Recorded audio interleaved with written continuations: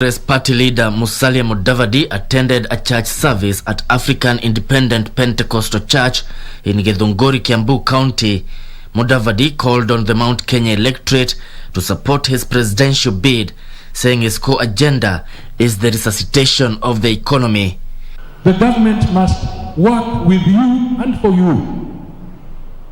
We cannot have a government that is competing with its citizens.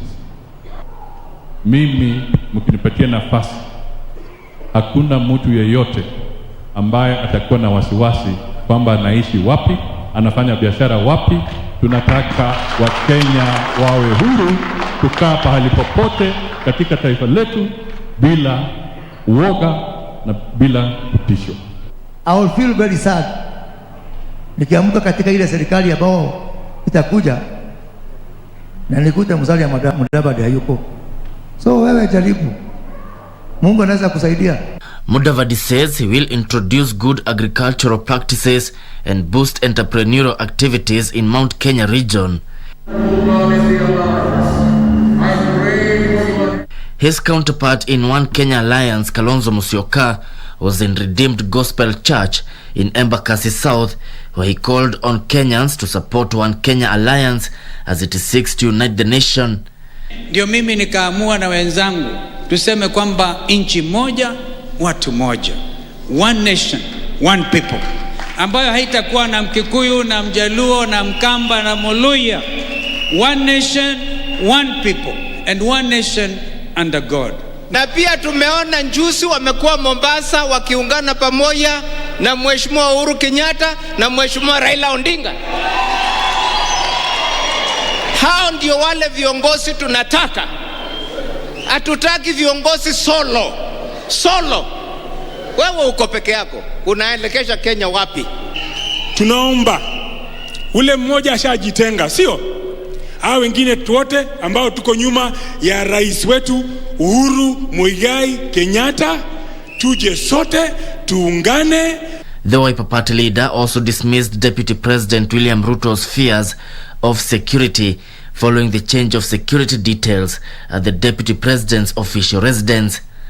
So mimi sioni hofu yoyote. One time, siku hiyo ya kukula kiapo, askari walikuwa wote withdrawn. Na bado niko hai. Karibuni sana Kenya.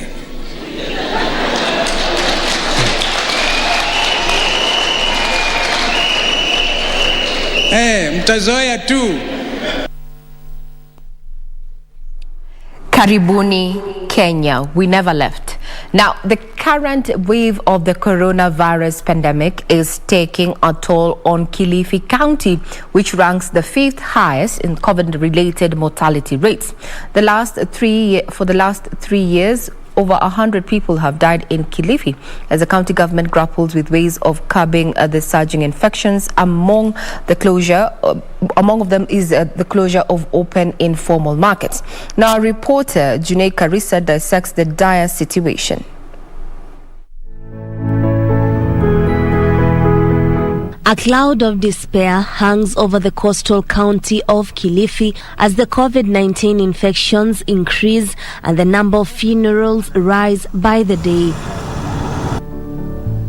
Although Kilifi registered its first case of coronavirus on the 26th of March 2020, the over 100 deaths over the past 3 months are far too many. According to the Ministry of Health, Kilifi's COVID positivity rate has stagnated between 12 and 18%, ranking the 5th highest county in COVID-related mortality rates.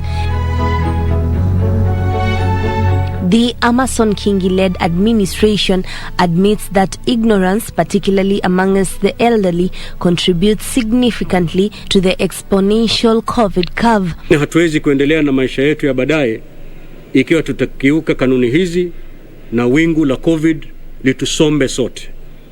Informal air markets have been termed as the second leading mode of transmission. The county has already suspended operations at the open air market for 30 days. On each day of the week along the busy Kilifi-Malindi highway, an open air market takes place. Jumatatu huwa tuko Tezo, Tuesday tuko Vipingo, Wednesday tuko Takaungu, Thursday tuko Kasava, leo Friday tuko hapa na kesho tunatarajia tuwe Mkoroshoni. During the weekdays, small open-air markets such as the Mtondia market can host about 30 traders at a go. However, as the weekend approaches, the traders have to multiply to meet the demands of their customers, thus the likelihood of the spread of the deadly coronavirus. For 6 years, 35-year-old Stephen Ndeto has relied on the shoe vending business to fend for his close-knit family of 4. He doesn't believe that the market could be a point of transmission, but instead blames it on visiting tourists. Wakati wamepatana na wengine wakazi wengine na maybe waanze kutembea huko mashinani, hizo vitu vinaleta. Kwa hivyo hata hii soko kwa watu wengi, hiyo si mambo ya corona. For just a fee of 20 shillings a day, 32-year-old Evelyn Ombasa treks scheduled markets weekly to get a day's catch. A month's bail earns the single mother of 2 a profit of 7,000 shillings. The market's closure could cripple her 4 years hustle. Hapa ndio tegemeo la. Labda hata kama uko na mzee hapa ndio uko naye hapa. Mkifungiwa nyoto utafanyaje? On Friday, after the directive was issued, we made our way to the Mkoroshoni informal market. It is here that we meet up with Beatrice Kabao, who had just stocked up in readiness for the market day. The 4 coming weekends will mean no hefty rips, as is the norm. Kuangalia fees ni kubwa, sasa ndio naanza kazi, nataka kuendelea. Uone vile watoto watakavyolipia hiyo nini fees ya shule, alafu ndio kazi hizo zimekatizwa. Sisi tutafanya nini sasa? On a normal Saturday, this place is packed to capacity, with traders hustling clients to get a day's catch. However, for the next 30 days, this place will remain deserted until the county can regulate its prevalence rate. Upon the lapse of 30 days directive, Kilifi County CSA for Health Charles Karisa says there is need to revise the guidelines in accordance with the health protocols. This sensitization is not to really bring people to know about COVID, but it's just to emphasize and also using the statistics to drive the message home, put enforcement measures that will help us also transform the attitude. A change for the better could be the answer the county is looking for in the face of affected livelihoods. Juni Karisa Mbele from Kilifi County. That's a clear indication that we are not out of the woods yet, despite government, increasing its capacity as far as the vaccination exercise is concerned. Just last week, government received the Moderna vaccine there, and there are plans to also introduce the Johnson & Johnson vaccine. So do your due diligence, get that particular jab. Let's cultivate herd immunity.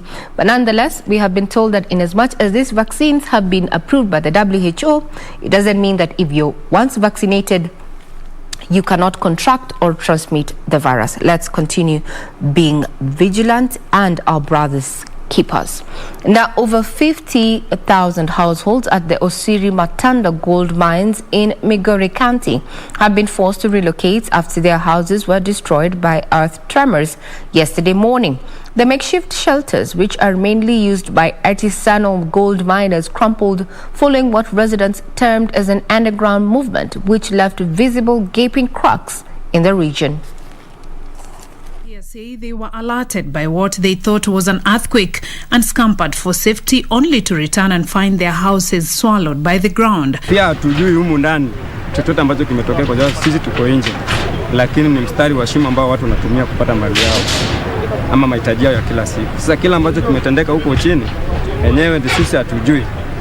Sasa nawahimiza sana vijana, wakati ambapo tunaingia huko chini, tuhakikishe kwamba angalau tumejisajili mahali. Kuna mahali tumeacha majina yetu ambapo tukio kama hili likitokea tunaweza tambulika kwa haraka. Some, oblivious to the dangers that they were exposing themselves to, opted to refill the deep cracks with soil to save their houses.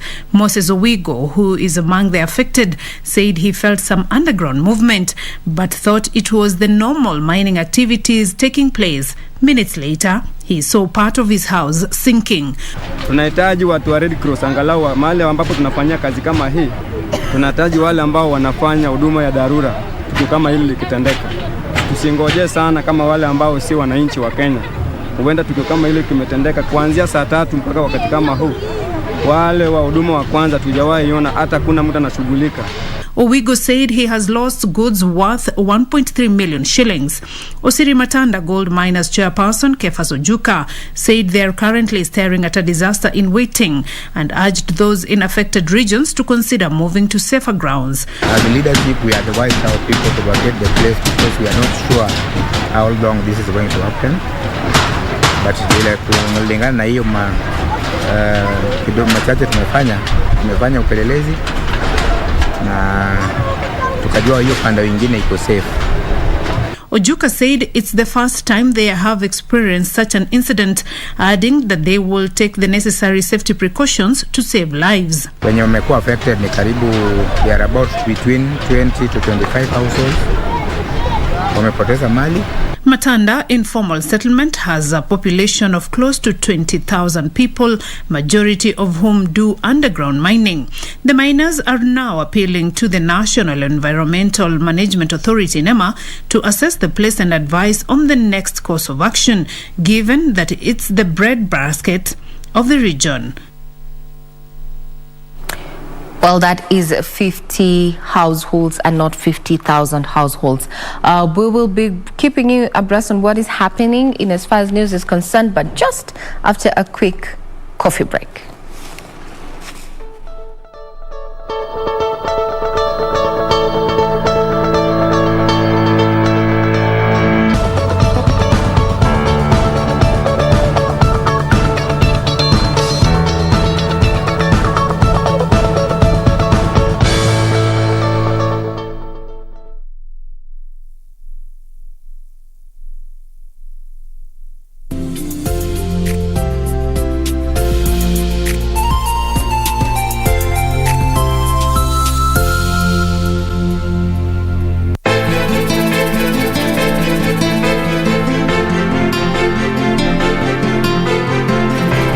Nikikwambia hauna tena kuongea na msema mimi natukana.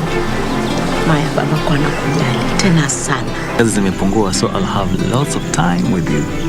Kazi zimepungua ama kids ama cha kukusumbua. Babe, please. Unaniongea vibaya lakini ukiniona mikono ya kuteleza vitu vishikike. I cannot even breathe that. Mimi sijui kule ni gani wala sijui mimi. Sasa mwenzako nikikutuma, angalau upata mtu kuongea naye. Kwa kuwa umeambiwa uko ndani sina mtu wa kuzungumza naye. Nani? Ushauri kete na utaka sasa ni kuhusu kazi zangu, kampuni ya basi.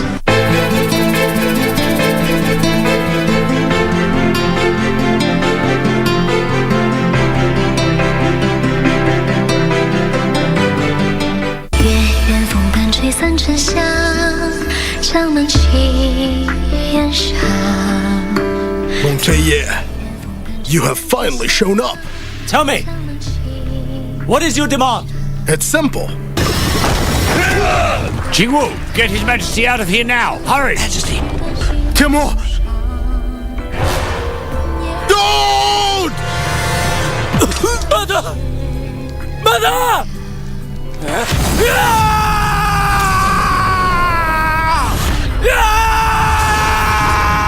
一味当归入药汤，相思泪许的心头上。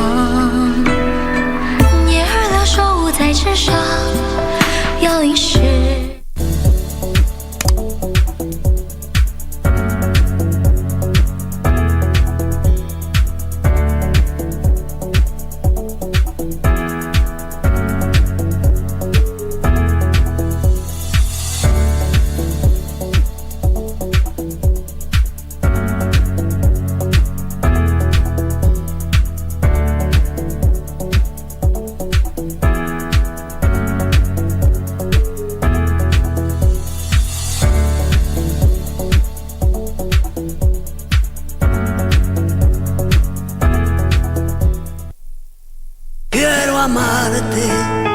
de una forma diferente, de otro modo.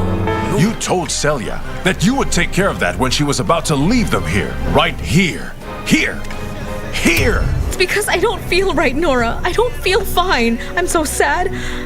I'm so scared for Max's future, for mine, for my babies. I guess. It seems like they're all after the same thing, but I really feel that they have very different reasons. We're siblings. You're my sister. My brother? You're my brother?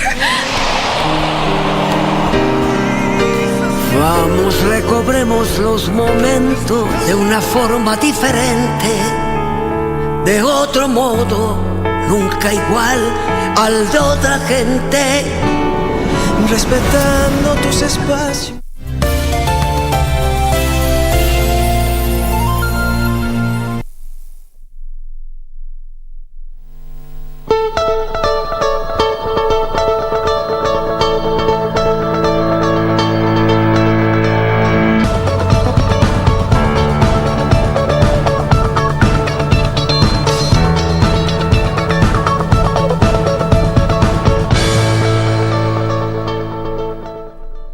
Good morning. If you're joining us, this is Good Morning Kenya, and you're bringing you what has been making headlines in the last 24 hours. Remember, you can get further details on our website, that is www.kbc.co.ke. Now, Miss Sharon Obara is the new Miss World Kenya 2021.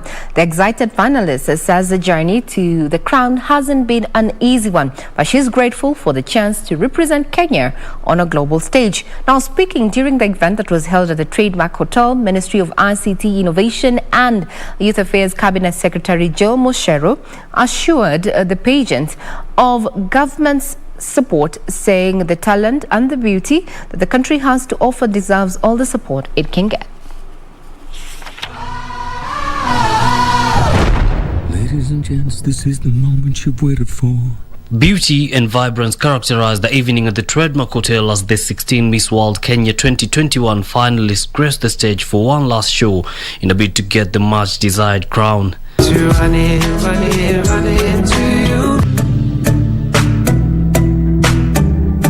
The models will then proceed to showcase their different individual talents to an excited gathering of government officials and beauty pageant lovers present.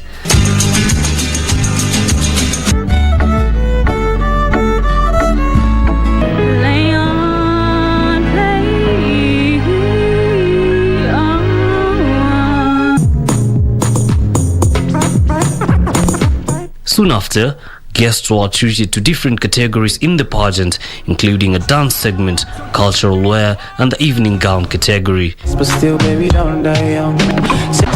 Colossal, we come these renegades in the rain. The different categories of clothing will then end up paving way for the moment of truth. But the judges are reminding me it is Sharon Obara.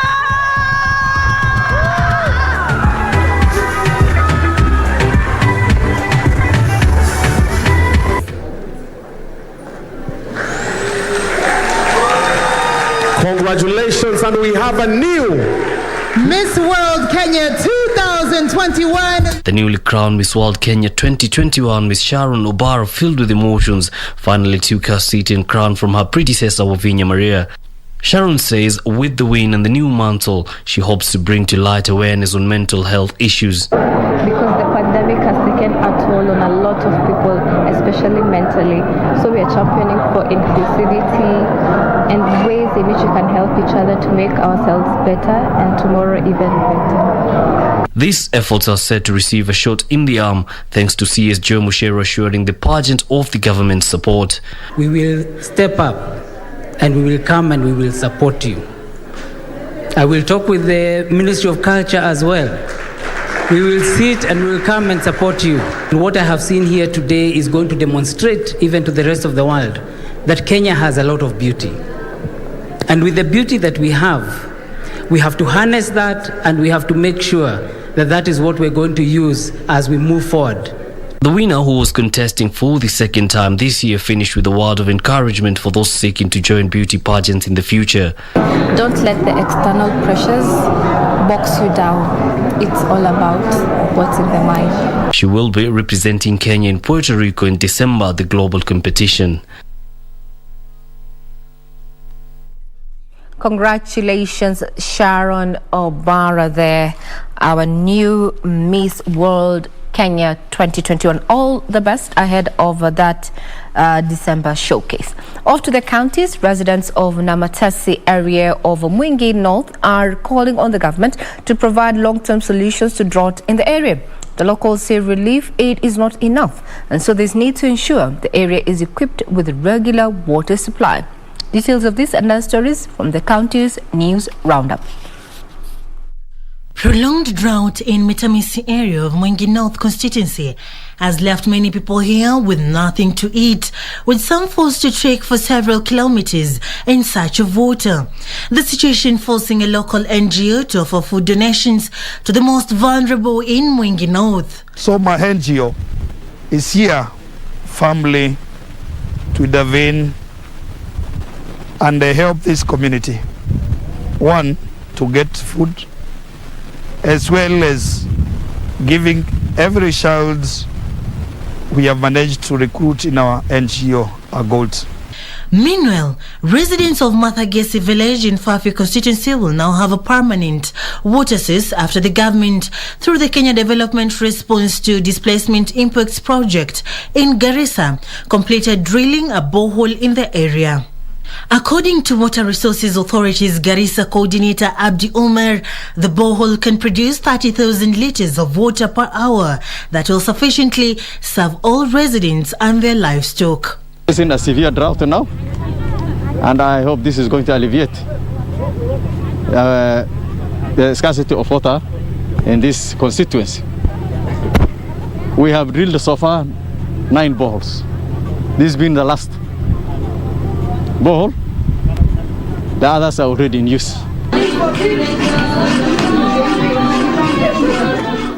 Elsewhere, parents in Busia have been urged to be proactive and create ample time to connect with their children and help them nurture their talents.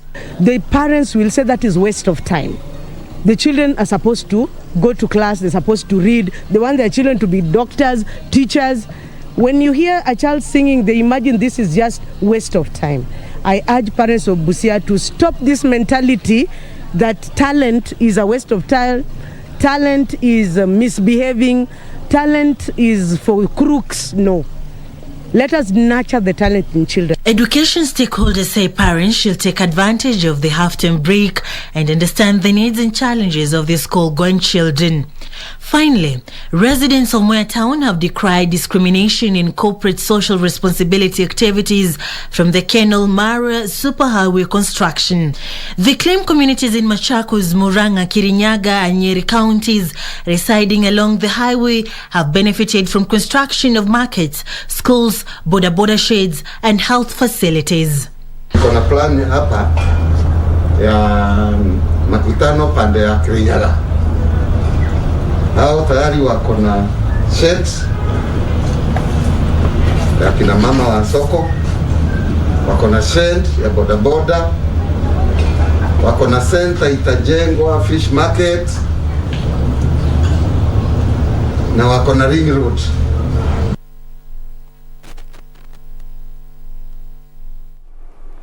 Now from the counties into Marta Sports, where Nancy Chelagat Koech qualified for the finals, women's 1500 meters T11 after finishing 4th in a qualifying round of the race at the ongoing Paralympic Games in Tokyo, Japan. Our reporter Elena Shiveka brings us the update with the latest from the 16th edition of the Games that end on 5th September. Kenya will be represented by Rio Paralympic 1500-meter T11 silver medalist Nancy Kiplagat Koech, who this morning qualified for tomorrow's final in the race despite finishing 4th in her heat.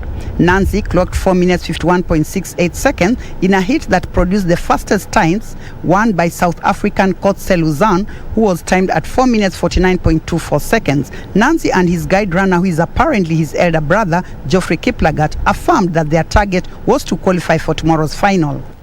Nilianza vizuri, nikamaliza 800 vizuri, nikaenda ya 3, nikasikia chote imekuwa mingi sana, karibu kunitupa, lakini naomba Mungu amenisaidia, nimekuja na 451 na nimeingia final. Tunaongea lugha ya mama ya nyumbani, so nilikuwa naambia yeye avumilie angalau tufuzu tuende final. Another Kenyan athlete in the race, Mary Waithera Njoroge, failed to make the final even though she finished 3rd in the first heat, which was very slow. Waithera had very high hopes of making it to the final, but in vain. Because the qualification ilikuwa the first to across the line, then the 2 fastest. So unaona siku make first to across the line. Immediately after the final of the women's 1500 meter T11 at 9:38 a.m., the men's 1500 meter T11 heats will follow at 9:48 a.m. Kenya's flag bearers will include Wilson B in the first heat and Eric Kiptoo-Sang in the second heat. Meanwhile, Pararower Asia Mohammed wound up her participation in this year's Paralympic Games, finishing 6th in the classification event that took place this morning at the Sea Forest Waterway course. Reporting for KBC Sports from Tokyo, Japan, I am Elina Shiveka. All the best, Nancy Chelagat Koech, there as the finals take place today. Now, Tyler Curry and Griffin Ligare stirred as the Kenya Morans shut down Mali 72-66 in the final group match to proceed to the second round of the FIBA AfroBasket in Kigali, Rwanda. Now, Ligare, who has been used sparingly in the first 2 matches, exploded for 12 points, while Curry contributed a double-double with 16 points and 11 rebounds, heading into the last match of the group phase. Morans, who had lost to Ivory Coast and former champions Nigeria in their first 2 matches of the group, needed a win to remain in the tournament, and they delivered it in style, beating the West Africans. Coach Liz Mills, charged now, will take on either Uganda or South Sudan in the second round.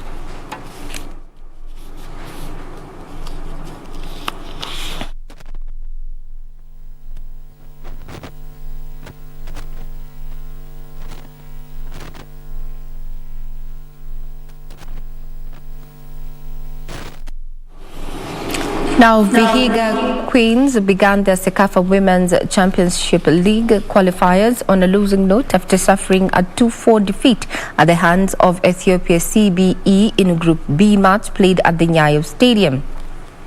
Maureen Ocheng's double wasn't enough for Vihiga as CBE capitalized on defensive lapses to punish the Kenyan outfit. CBE scored their goals through Medina Bursa, who grabbed a hat-trick, while Loza Genyore scored a goal to hand their side a crucial win. In another Group B match played earlier, Yei joint stars of South Sudan beat Zanzibar's New Generation 2-1 in the semi-finals of the 8-team tournament that are scheduled for September 6th, while the final will be played on September 9th, with the winner clinching the sole ticket to represent Sekafa Zone at the inaugural CAF Women's Championship League finals in Egypt.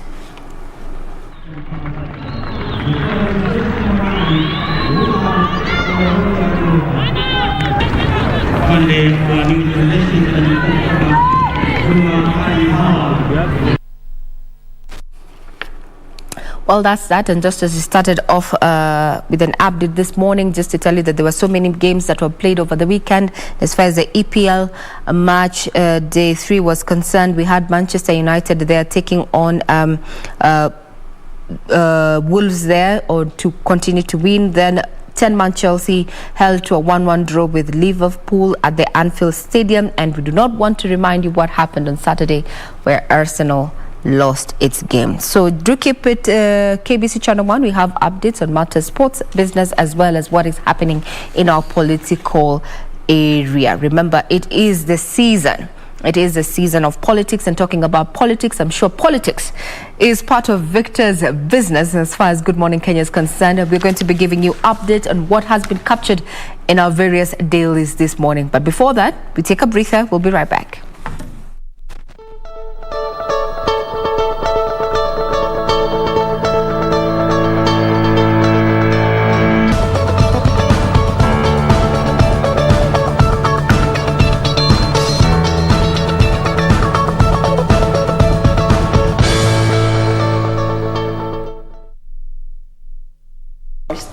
Finest Company, we want to get started with In the Headlines. We just get to have a quick look at what the dailies have for us this morning.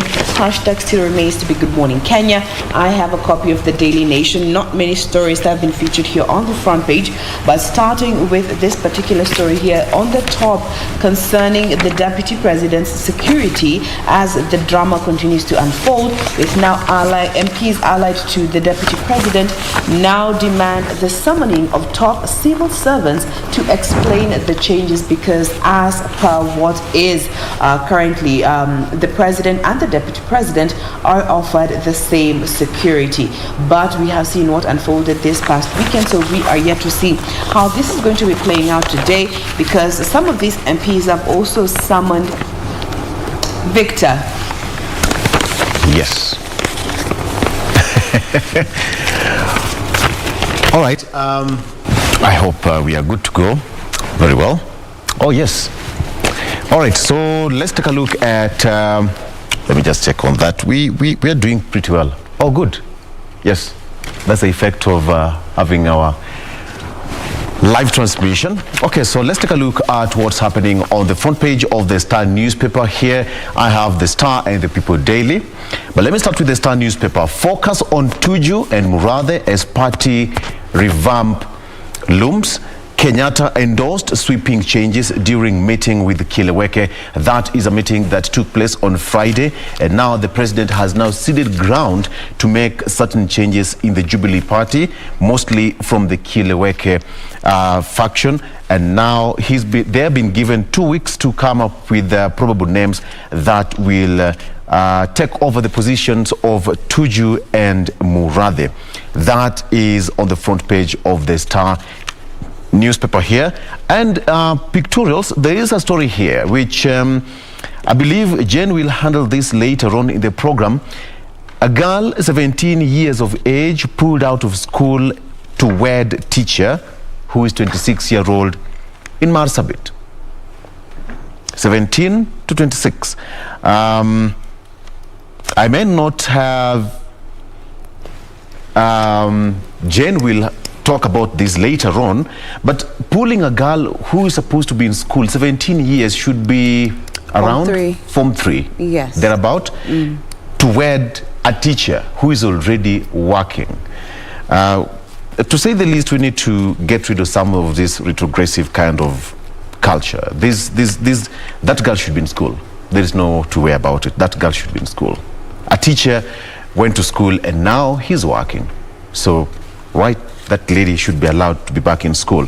Now, there is that story there of the mother of the two brothers who were murdered in Kitengela. Now says that the only thing she needs is justice for her two sons, and that's the only thing that will now wipe away her tears. Raila takes first step in climbing Mount Kenya. ODM leader Raila Odinga on Sunday took his unity campaigns to Mount Kenya region as he intensifies efforts to claw back Deputy President William Ruto's perceived dominance in the region. He was in Kegumo constituency where he also attended a church service there. Briefly, police address police officers' mental health. National Police Service urged. National Police Service Chairperson Eliud Kinuthia has been urged to deal with the increasing cases of mental instability witnessed among police officers. This is again something that we've discussed here before, and I think generally police officers should be given that psychological and mental health and preparedness in their line of duty. Jen, if you have something? Yes, apologies for that earlier on hitch, but coming to the front page of the Daily Nation, not many stories have been captured here on the front page. One of the top stories here on the header is in regards to Deputy President William Ruto's security as the drama now heads to Parliament. Now MPs that are allied to Deputy President are demanding the summoning of top civil servants, saying that in as much as the Deputy President continues to downplay the changes to his government, guarding, and now that he's been given security by the administration police officers, they want to understand what brought about these changes, because as per what they know, the deputy president and the president are both entitled to the same elite guards, and this is for their offices and their properties. But now they have written and gone ahead to summon the National Assembly. They're going to the National Assembly and the Senate to summon the head of public service, that is Joseph Kenywa, Interior Cabinet Secretary Fred Matiang'i, Inspector of Police Hilary Mutyambai, as well as the GSU Commandant, to explain the downgrading of Deputy President's security. And they also, in this particular letter, they cited an incident that happened back in 2017 where a gunman broke into Dr. Ruto's home in Uasin Gishu, and given now he's being offered security by AP officers, this is exposing him as the deputy president to a lot of danger. And of course, the deputy president went on to say that he doesn't mind being guarded by AP officers. If anything, bring even G4S officers to his properties. But this is something that the DP also said that the new security detail might have been sent to his home with ulterior motives. In as much as he doesn't mind it, him as well as his allies are still questioning why the changes, why the downgrading, given him and the president are entitled to the same elite protection. That is what has been captured here on the top of the Daily Nation. Coming to the main read, Raila's big promise to Mount Kenya voters if they do vote for him as president.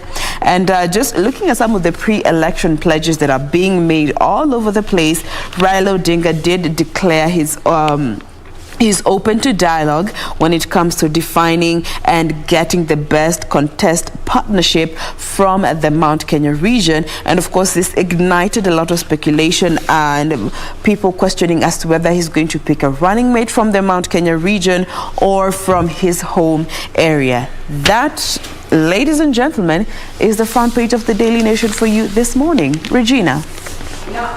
Into the details, and as far as these stories that have been captured, because it seems that the scribes have been reading from the same scripts, matters of politics, issues of why it is a do or die for the three. And when I say the three, is ODM leader Raila Odinga, Wipers Kalonzo Musyoka, and ANC Musalia Mudavadi. That is what we have on the front page of the Standard this morning. So five issues have come out and have been given precedence on the front page, and I want to read them as they appear. First, the age factor and the rise of young politicians could deny them a chance in the 2027 polls. Just to give you the numbers, is that by 2027, Raila Odinga will be 82 years old, while Kalonzo will be 73 and Musalia Mudavadi 66. Now, catching up with Deputy William Ruto, who has started his campaigns early. That's the second issue. The third issue is that less than a year to the general election, they are yet to crystallize alliances. Remember, we saw a meeting between the president, that is President Uhuru Kenyatta, and members of OCA, and that is Kalonzo Mudavadi and Wetangula, who are working on a one outfit. And there was, there were efforts to actually convince the OCA principals to enter into a political arrangement with the ODM leader in next year's polls, and this hasn't bore fruit. It didn't bear fruit then. To date, we've not been told where OCA stands in as far as a Raila presidency is concerned, or rather candidature. Fourth issue, they are yet to craft their campaign message to Kenyans on the agenda, just as that story we had highlighted for you this morning in the headlines, and you can get further details on our website. You have seen Wiper address the public differently, while Musalia Mudavadi also was addressing the public over the weekend separately. They're yet to come up with a crystallized, campaign message for Kenyans under the new ship, so to speak, which is OCA. Fifth, Uhuru's unity attempt could earn them project tag, which could hurt their quest. We have been talking about, the kingmaker, the trial, or rather the trial that befalls someone who has been seemingly appointed as to take over, or a project of the current presidency. Political analysts have different views in regard to that. We're going to be having them in the course of this particular show, Monday through Thursday, just looking at why is it a do or die for Kalonzo and Raila as well as Mudavadi in the 2022 general elections. Now, I want to quote what Javans Bigambo, a political analyst, has to say in regard to that. He says the three politicians are working hard towards political oblivion.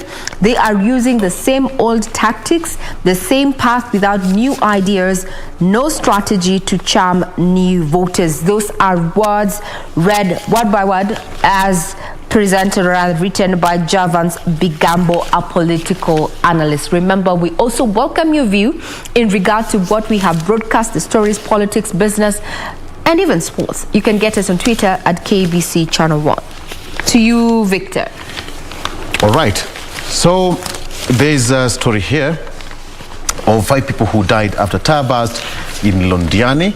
The hired vehicle was heading to Kisumu from Nakuru when accident happened. It is reported that a number of passengers were admitted to hospital after the crash at Jobat near the Kericho-Londiani junction on the busy Kericho-Nakuru highway. 3 of the passengers died on the spot, 2 others at Londiani Sub-County Hospital, while the 5 bodies are at the hospital mortuary. So we just send our condolences to the affected families and grace. All right, so Raila intensifies Mount Kenya foray as he ups bid to beat Ruto wave. ODM leader moves to counter DP's hustler movement, pledges better returns for resident. The former Prime Minister laid bare to faithful gathered in Kigumo, Murang'a County his plans for the region should he ascend to presidency. The ODM leader said that he had big plans to solve farmers' woes in the tea, coffee, avocado, milk, among other sectors of the agricultural economy. Raila has increased his forays into Mount Kenya, the church meetings coming a day after he addressed the Kikuyu Nation via FM station. So that is as far as political scene is concerned in the mountain. And C.S. Mushiru says that I fear no one except God, and youth must be told the truth. He says that he has the responsibility to raise his voice against the deceit. ICT Cabinet Secretary Joe Musheru has said that he fears no man except God and will tell the truth to the youth he claimed have been misled by some politicians, which I think is quite important. As far as speaking the truth is important to everyone, to all the politicians. All right. So the Deputy President says that Kenya's security system should not be politicized. DP says that changes should be handled with care to tame possible divisions, and he said that the police should be allowed to work independently. Remember, he's been on the forefront saying that some of these independent bodies should be allowed to work independently. And Ruto said that security theatrics being witnessed is a deliberate plan to distract him from furthering the politics of issues, development programs, and unity of the country. Okay, so at that particular point, I think it's good for us to take a break. When we come back, newspaper review still continues. Yes, we are good that way. Stick around, we'll be right back.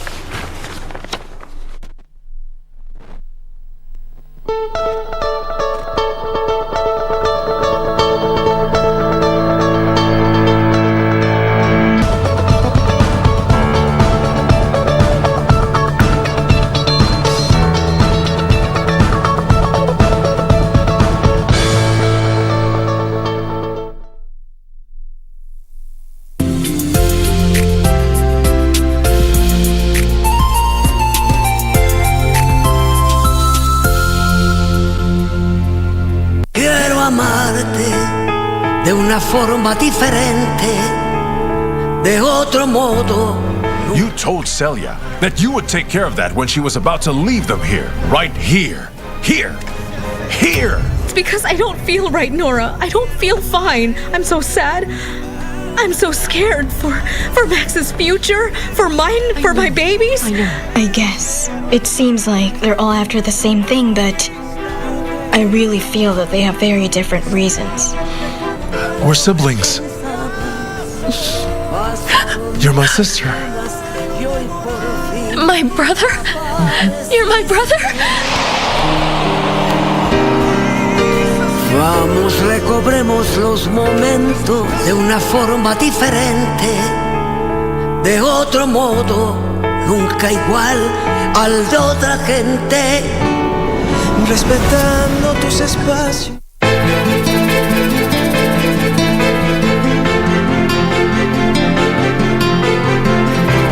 Nikikwambia hauna tena kuongea, nimesema mimi natukana. Maya, baba kwa nakujali tena sana. Kazi zimepungua, so I'll have lots of time with you. Kazi zimepungua ama kit ama cha kukusumbua. Babe, please. Unaniongea vibaya, lakini ukiniona mikono ya kuteleza vitu vishikike. I cannot even breathe that. Hata sijui calling again wala sijui nimwambia. Sasa mwenzako nikikutuma, angalau pata mtu kuongea naye. Kwa kuwa mambo uko ndani sina mtu wa kuzungumza naye. Nani? Ushauri keti na utaka sasa ni kuhusu kazi zangu, kampuni yangu. Basi.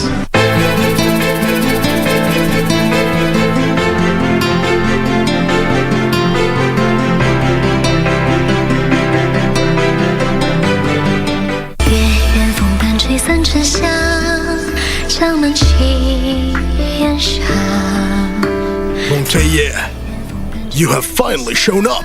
Tell me, what is your demand? It's simple. Jingwu, get His Majesty out of here now. Hurry. Majesty. Timur. Don't! Mother! Mother! Yeah!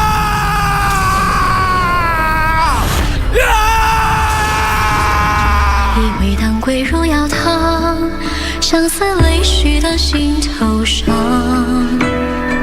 捏儿了手捂在纸上，要淋湿。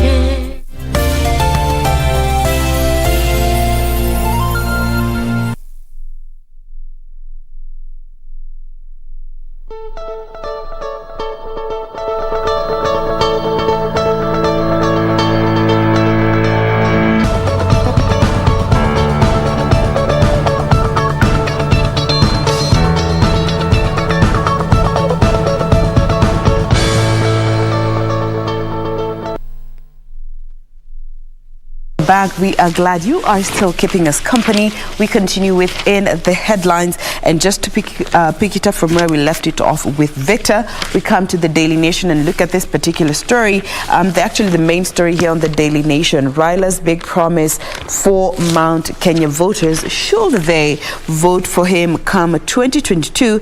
So he has made big promises for the estimated 8 million voters in the Mount Kenya region, and with a Bible in his hand and kneeling down yesterday during a church service when he was addressing the congregation, he read Jeremiah 29 verse 11, which says, "For I know the plans I have for you, plans to prosper you, not to harm you, plans to give you a hope and a future." Now, he went on to say that if elected president in the next general elections, he will address the plight of the Mount Kenya farmers by prioritizing value addition to improve earnings from the harvest, and also looking at the youth. He was specific to say that he would also seek to diffuse the ticking time bomb that is the youth by setting up income generating projects for the unemployed youths in this particular region.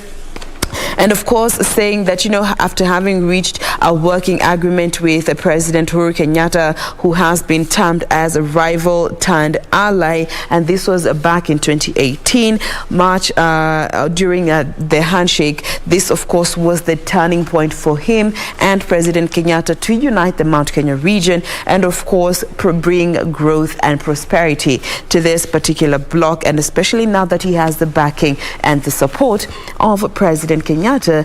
And of course this is all pegged on whether or not the Mount Kenya region is going to vote for him. The promises have started, guys. Yeah. And they will come. Former Premier was very smart with quoting this particular Bible verse, Jeremiah 29 verse 11, "For I know the plans I have for you, plans to prosper you and not to harm you, plans to give you a hope and a future." Should you vote for me? Promises have started. Regina. I see how strategic that verse is. I don't know if you guys munasikia uzito. Yes, I hear that, and I'd want to challenge who is listening to read a little bit further. Jeremiah 33. Yes. It says that call unto me and I'll tell you marvelous and wondrous things that you've never heard before. Because Sandy, how will you know that? Well, Jeremiah is quoted as the prophet of hope. So yes. And I want to say this on a very lighter note. We have heard this slogan, tuache kuziana woga. Now this is a change in tact where we are, selling hope. But the question is, have we done civic education for Wanjiku? Because these slogans, these promises, and we have not had enough yet. We are yet to get there. We are going to be promised heaven. Literally, we are going to be promised heaven. But how many will deliver? How many will deliver? What is feasible? What is not? What can we do? What can we not do? What is priority? What is not?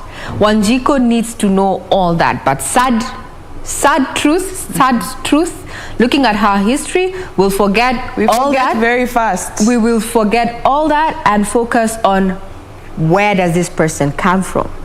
Or what can I get right now? Or what can I get from them? And unfortunately, that we lower the bar every time we go to the polls. Yes. Right, and on that note, Raila has been told that Raila should change from reggae to benga to win over Mount Kenya voters. Benga as it may, reggae stopped. Okay, we don't know if it stopped, and we don't know if it's the DJ. Or it's a pause, but that is that. And talking about delivery, the gender rules remain elusive 11 years later. We passed the constitution in 2010. There was a clause about gender representation, but 11 years later, we are still singing the song.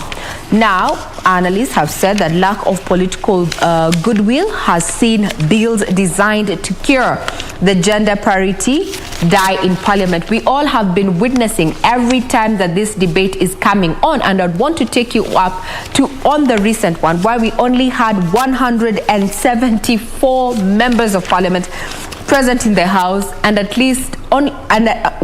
only 233 members were required. So we have missed the targets even on representation. What does that say about the lack of political goodwill when it comes to issues of gender parity?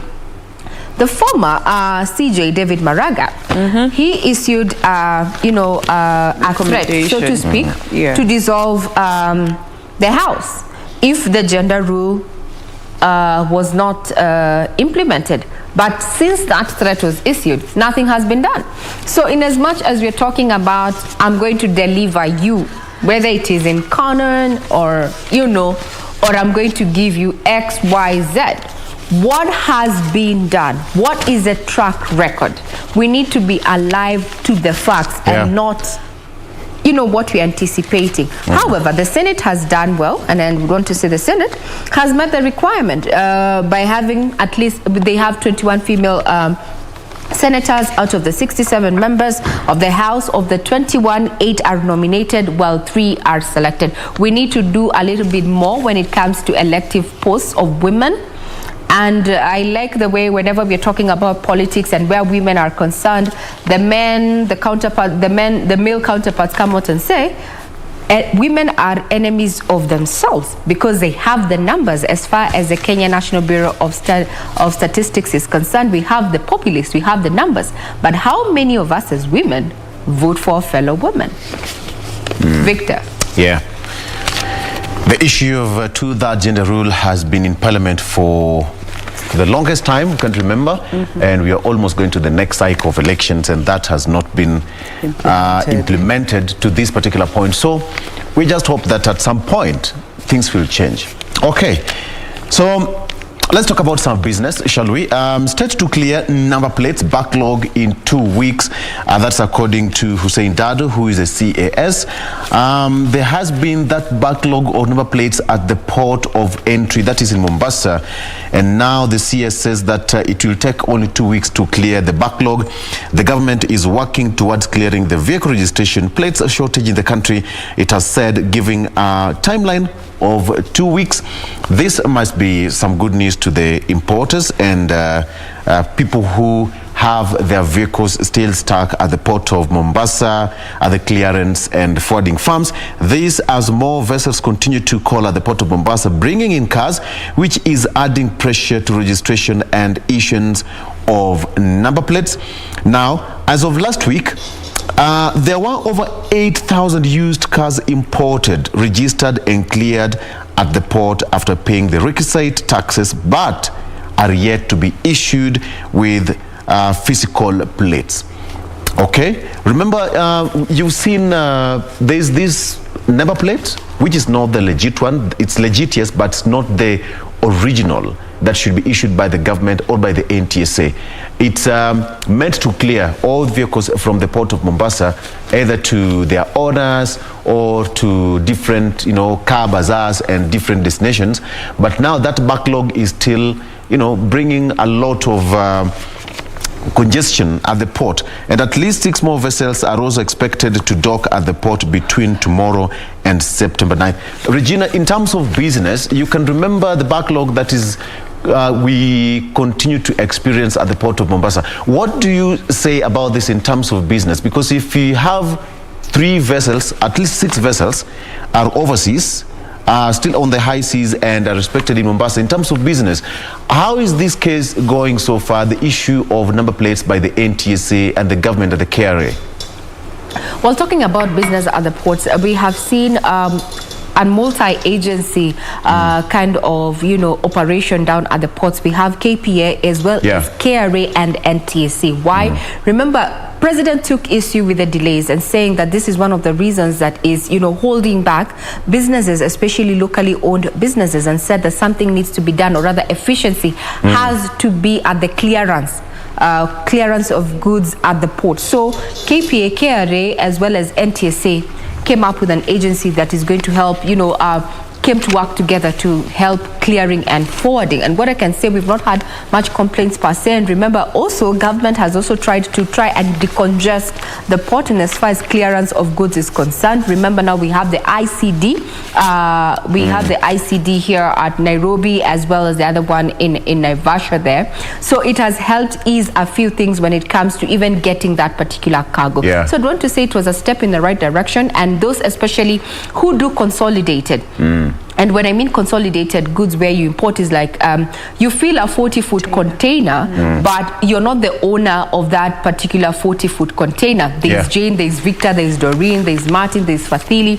We all know that this container is destined for Kenya. It brings, that is what you call consolidation of goods. And when it comes, it is cheaper for all of us. So this is one of the moves that we have seen. Government just try to support the MSMEs, and actually the container depot is already active at the railway station here in Nairobi, where you walk in. We ordered a 40-foot container. You have your goods, I have my goods, Jane has. We all go pick at our own pace, and that's where you're told to even include a logistics company that is going to do for you logistics as well as deconsolidation of goods, and that is already operation. So I think in as far as making their promises do, I may not have the right numbers, but I've seen a few things work for people I have met, especially traders who work around Nyamakema. We did a spot check beginning of this year, and what the deconsolidation depot has done for them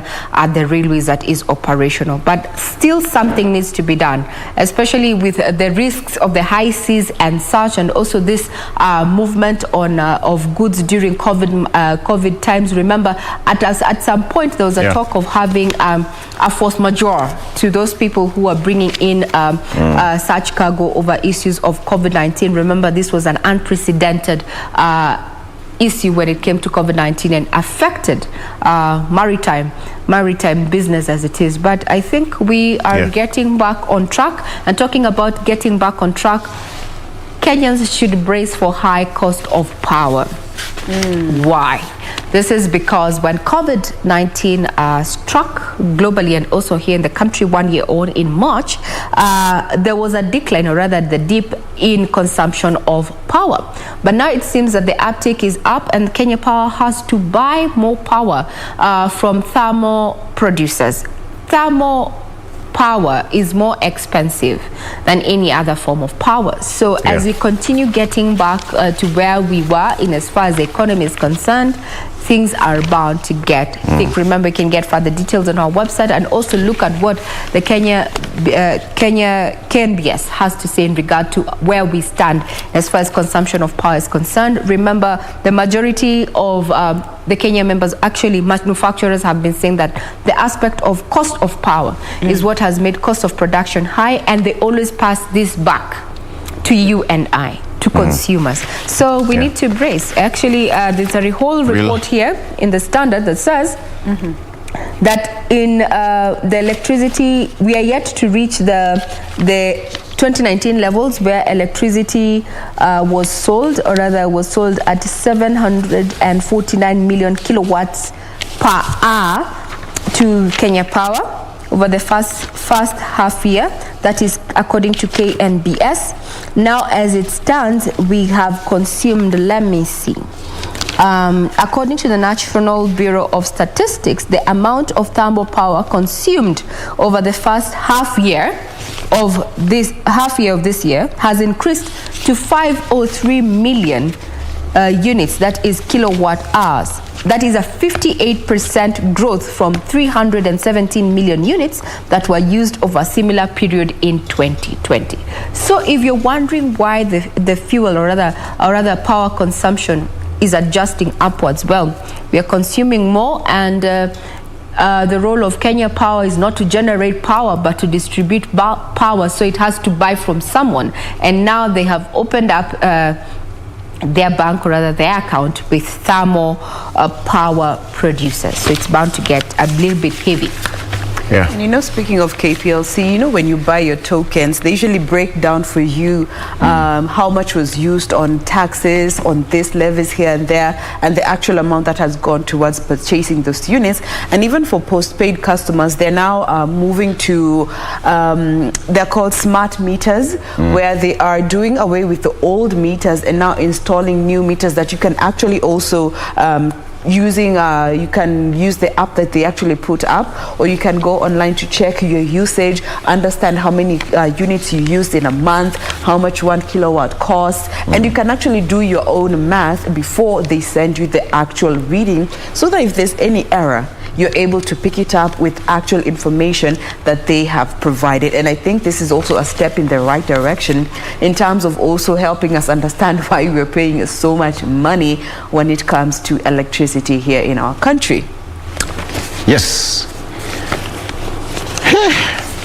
Before tuende kwa hiyo, let me bring you to the People's Daily here, just back on the political note. Right. And here, looking at the main story on the front page of the People Daily, the BBI orphans. Yeah, we remember we talked about this, and by the way, was it last week? But when we talked about this, now the political implications. Yes, the ripple effect. The ripple effect starts to play out. Most people are looking just toward that particular point that BBI will sail through, and perhaps they were going to benefit from it, but here we are. Here we are. We are now having second-term governors being referred to as BBI orphans. And now it is back to the drawing board for most of these governors. And actually Mutua was the one who, Governor Mutua, Dr. Alfred Mutua was saying, for those, he's also serving his final term, that some of his colleagues must now make decisions based on the current reality, because many of the second-term governors were supporting the BBI in the hopes of being accommodated with the expanded, the additional seats. Now they are looking, they are just trying to find a way to remain politically afloat, given the BBI is not an alternative for them anymore. And as per the current law, they can only, this is the last term, they cannot vie for another term as governors, and now they have to seek positions or a political lifeboat. And I don't know what you guys think about this situation. The fact that they were only, some of them were only supporting the BBI because of the positions that they hoped to benefit from when it comes to the expanded executive. Some were eyeing the Prime Minister's seat, others were eyeing up some seats in Parliament, and actually some of them openly announced that their intentions were, they opted for parliamentary seats with their eyes on cabinet slots, and of course others had already declared that they will be going for the top job. Now that the BBI is no longer there to favor them, it is back to the drawing board. It's back to the drawing board, and we have Dr. Rotich here and a panel of our analysts here. We are going to delve much into that, because now, what's now left for them? And in politics, we usually say, it's a cliche statement that anything is possible. Some of them will have, will make a comeback in a way that, in a manner that we may not understand at this particular point. Ukishakuwa governor, ni wapi utaenda sana if not up? I would want to remind you a book that the majority have read. I don't know if Victor, you've read this particular book. It was a set book. Yeah. And the title was Wale Nisi by Katama C.G. Mkangi. Wale Nisi. Wale Nisi. And if I can go back to what my Fasihi teacher was trying to, you know, inculcate when I was reading that particular piece of literature, says there are so many ways to look at Wale Nisi. Yeah. Wale ni sisi, to wale, sisi to wale, unaona? Yeah. So now when you're looking about, we're talking about politics. The reasons why some people do the things they do is they'll have to calculate their way back. That is not an issue, by the way. Ni wakati wetu wa kula. It is our time to eat. Unakumbuka Chinua Achebe akisema when things fall apart. When things fall apart. When things have already fallen apart, where will they hold on to hope? But we just have to wait and see. Lakini ukishakuwa governor, utarudi kuwa MP? Trust me, we would. We will see that. Everything is possible. It's very possible. It is. Everything just a wait and see game. Is possible. And just as they say, there are no permanent enemies or friends in politics. Yeah. Anything is possible. Anything is possible. Yes. But some of them will have to accept early and planned retirement. Even as we talk about politicians trying to make a comeback, what about over 12,000 Form 1s yet to report to school in Kilifi County? Man, by the coastal region is leading with 12,000 Form 1s that haven't reported to school. Yes. And it's really sad. 12,000. And here we're now hearing a case of another girl being pulled out of school. 17, yes. Get married to a teacher who is... A teacher. Yeah, 26 years old. You know, Coast Regional Commissioner John Elungata has directed chiefs and their assistants to look for 12,827 Form 1 students who have not reported. 12,827. Now, the secondary school students cannot be accounted for in Kilifi County. In Kilifi County alone. Elungata said that the administrators on Friday to identify all Form 1 students who have not been able to report and assist them. Remember, CS Education, that is Prof. George Magoha, started that door-to-door campaign to flash out all students who have not reported to Form 1. And he said that it was going to be a nationwide activity or exercise that was meant to push all those kids who have not reported to school to go to school. So let me just appeal to the parents. This is it. You see that child you're not taking to school right now. At some point in life, later on in life, you will regret why you did not take your child to school. It might be beneficial to you right now that your child is getting married at the age of 26, at the age of 16, 17, or even 18, because of that thing that you need to benefit from right now. But at some point in life, it will have to bite you. So catch up. It will catch up with you. I agree, Victor, but you get it. It will catch up with you because... Let me be a devil's advocate in regard to this matter. When we talk about 100%, transition to Form 1. Looking, for example, let's talk about Kilifi. The poverty index. Look at the poverty index. And some of these parents who let their children get married at an early age say that this is the only way to ensure their children's survival. That they cannot afford to pay the school fees. They cannot afford to feed these children because they're feeding their younger siblings. So when government says that it wants to realize 100% transition from primary school to secondary school, I think we need to do better. Whether it's rolling out a program away from the bursary, because actual figures on ground is that some of these monies do not reach the needy families. And that is a fact. It has been proven. We have carried stories on all media platforms. Yes? Something needs to be done because Kilifi in itself, the poverty index speaks volumes. So you're appealing to these parents to take their children to school. With what? They can barely feed them. And I'm not advocating for children staying home, but I think we need to tackle the issue. We need to tackle the issue, and the issue is poverty. What can we do to empower these communities that they can provide for their children and themselves?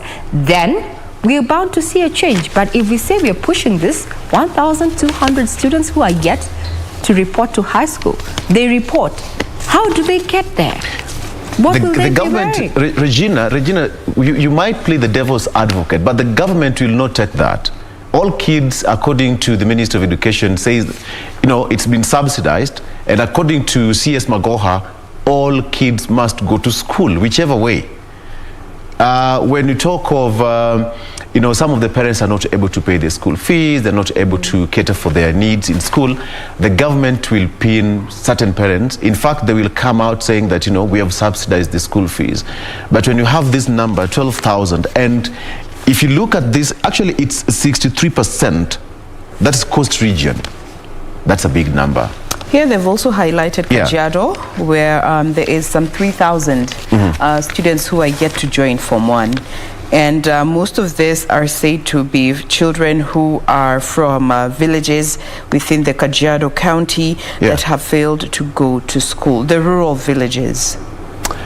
And I think it has to be something that is supposed to be highlighted. The way we give politics that limelight, those kids, we should also be given that limelight to take them to school. Because now when you talk about chiefs moving around the villages, pushing kids to go to school, it should be a responsibility. At Form 1, your life is just starting to shape up pretty well. So if you are a parent, you're a guardian, you're a student watching this program right now, your future is in school. Your future is in school. Go to school. People have, go and plead your case there. Go and plead your case. Regina, did you see a situation where some students way back in school never used to go back home during closing? They say, "Mi naenda wapi? I just want to stay here." And they'll be given accommodation in school. You have maybe a chef or two. You remain in school. If you're not able, the school would accommodate them and would cater for them because they listen to such people. Those are the kids that, later on in life, when you remember where you come from, you'll come out to be a successful person. Agreed. Okay. I went to school with some, and anytime we were packing to leave, they were actually carrying the books to class. and you wonder, like, you don't want to go home. Yeah, miss you nyumbani, where you told me going back home for you to take hours to arrive home. Yeah. For me, it will take up to 5 days to get home. And another 5 days to come back. To travel back home. And even where does that money come from? I'm barely here. I am barely here. Yeah. I am barely having this uniform. I'm barely, surviving. So I'd rather be in school. And I can't remember if that particular girl ever went home since arriving in Form 1. I never saw Fozia, I remember her name, go home. I never. We always found her in school from day one. Actually, she arrived a week after Form 1. That place, yeah. Yes. Some never went back home. Yes. Some never went back home. All right, so parents, please just do your due diligence and take kids to school. It will be good for us, for the nation tomorrow. All right, Jen. Let's come to the Daily Nation and look at this particular piece here. I don't know if it has been featured on your papers, but Health CS tells health workers give talks a chance. Now, Cabinet Secretary Mutahi Kagwe has urged health workers to engage the devolved governments in talks instead of going on strike, and especially now amid this pandemic, we're trying to roll out the whole inoculation process. And of course, there are some countries, by the way, that have been reporting that they are already experiencing shortages of this particular jab. Trans Nzoia is one of the countries that has been highlighted. But now he told the workers to be patient as negotiations over pay continue. He also singled out health workers in Nyanza, saying that talks to improve their welfare are on. We did see them done their tools a while back. And he was specific to Kisumu, Migori, Homa Bay, and Siaya, who have already issued the strike notices. And he said that Kenya is hoping to achieve the target of vaccinating more than 10 million people by the end of this year. And this will not be possible should they choose to down their tools, and especially so over the talks about their pay. Yeah. I don't know if that story has been featured on your papers, but he just urges health workers to allow the conversations, the talks, to be given an opportunity to see if they can come to a middle ground and understanding before they down their tools. Yeah. And especially so amid this inoculation process and this pandemic. Yeah, I think that's as far as health is concerned. But still, just to tie this story to that as well, MTRH pipes oxygen to 1,000 beds to improve emergency services. Good one. I think MTRH, makofi kwenu, that's a good one. At a time when the country is still grappling with, the shortage of oxygen tanks in different hospitals across the country. And MTRH, the Moi Teaching and Referral Hospital in Eldoret, has completed piping of oxygen to its 1,000 beds to improve emergency services. So which means every bed in that hospital has an oxygen pipe already piped to that particular bed. So it's easier. CEO Dr. Wilson Arwasa said that the move was to ensure all admitted patients receive high quality services, including those suffering from COVID-19. And by the way, this might not be the case of COVID-19 alone. Some go to the hospital because of other ailments, pneumonia, where you have breathing complications, and it's going to improve the cases of COVID-19 and recovery to the affected patients there. Okay, at this point, Jen? We want to bring Regina. this particular segment to a close, but of course you can go ahead and grab the copy that best resonates with you. We do hope we have better positioned you to know which one that is going to be, but we want to get started with the discussions that we have lined up for you. But keep talking to us, check in, let us know how you're enjoying these discussions, and of course you can share your thoughts as we continue with this particular programming. Use the hashtag Good Morning Kenya on Twitter, at KBC Channel 1 is the official station handle, and do remember to tag us individually at Ray Manyara, at Victor Olo, and at Jane Mamboy. Stay with us, we'll be right back.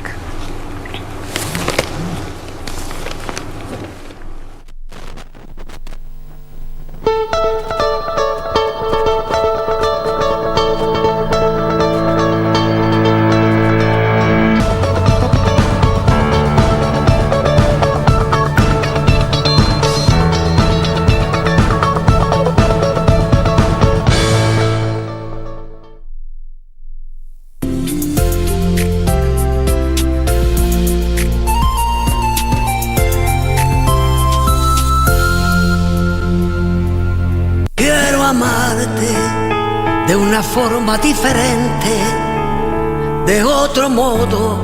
You told Celia that you would take care of that when she was about to leave them here. Right here. Here. Here. It's because I don't feel right, Nora. I don't feel fine. I'm so sad. I'm so scared for Max's future, for mine, for my babies. I guess. It seems like they're all after the same thing, but I really feel that they have very different reasons. We're siblings. You're my sister. My brother? You're my brother? Vamos, recobremos los momentos de una forma diferente, de otro modo, nunca igual al de otra gente, respetando tus espacios. Kupata Mtumaini Mungu kama skiza tune, bonyeza *811 *815#. Mtumaini Mwenyezi Mungu kwa moyo wako wote, wala usitegemea akili zako mwenyewe. Umtambue Mungu katika kila ufanyalo, naye atazinyosha njia zako. Usijione wewe mwenyewe kuwa mwenye hekima, mche Mwenyezi Mungu na kujiepusha na uovu. Methali 3:5-7. Kupata Mtumaini Mungu kama skiza tune, bonyeza *811 *815#, *811 *815#.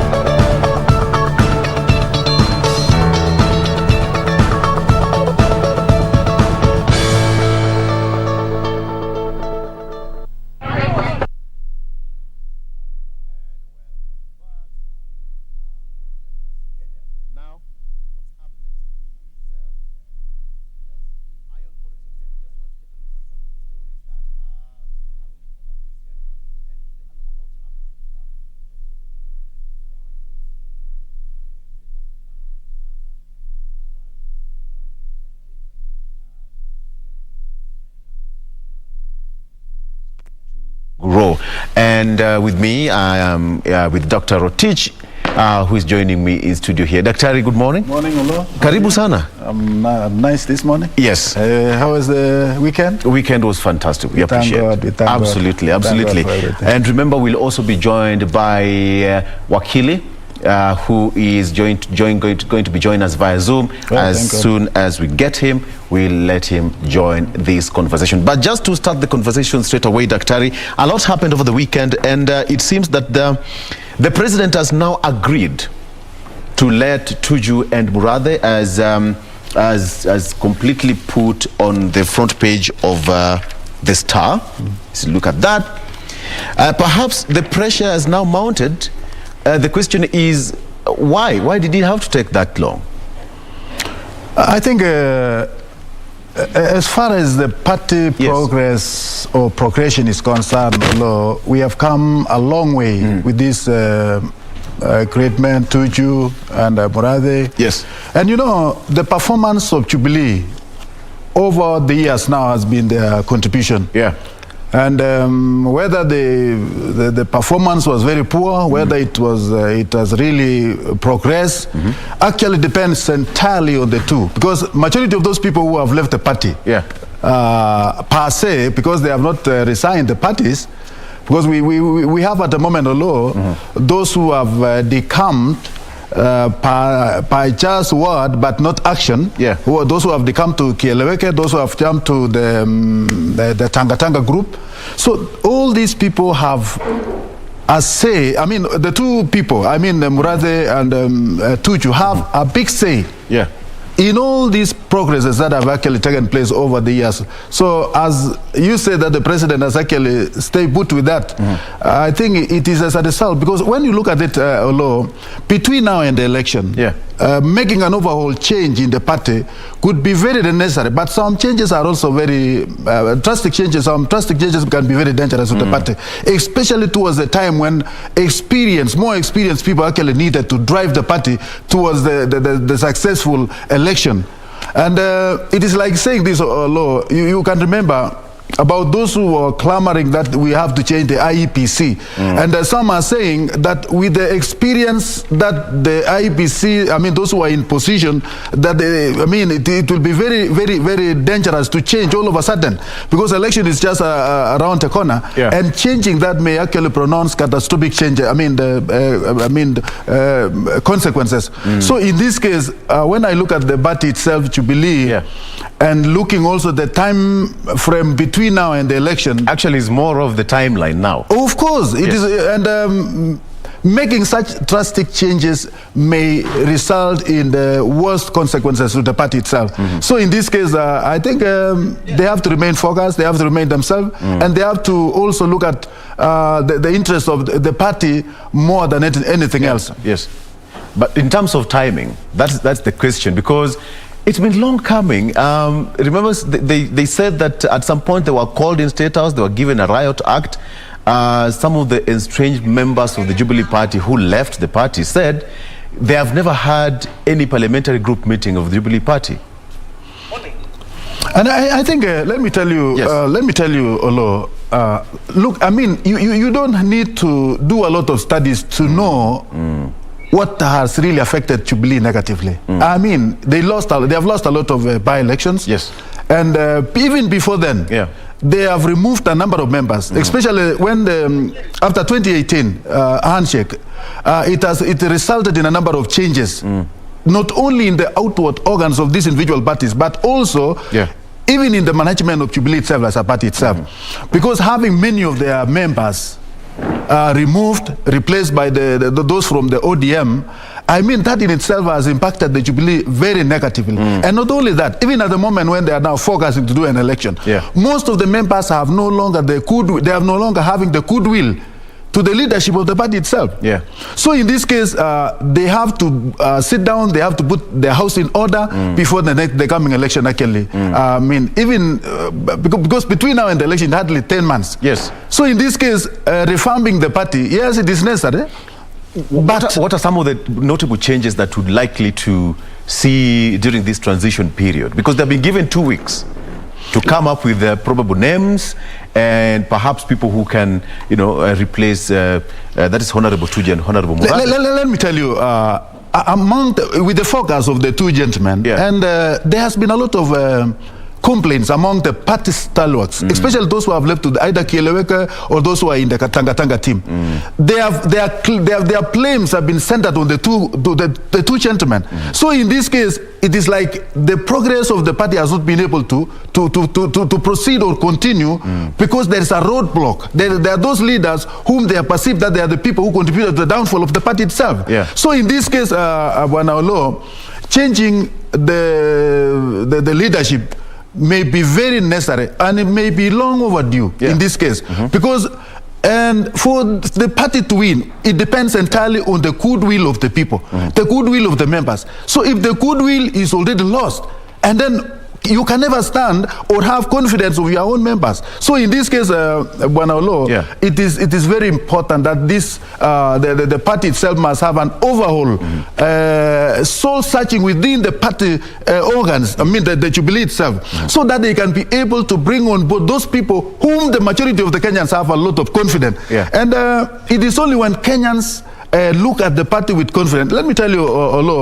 now the most important part of it is the nomination part during the party makeup. When they will be nominating now, those who will be contesting for before the real election.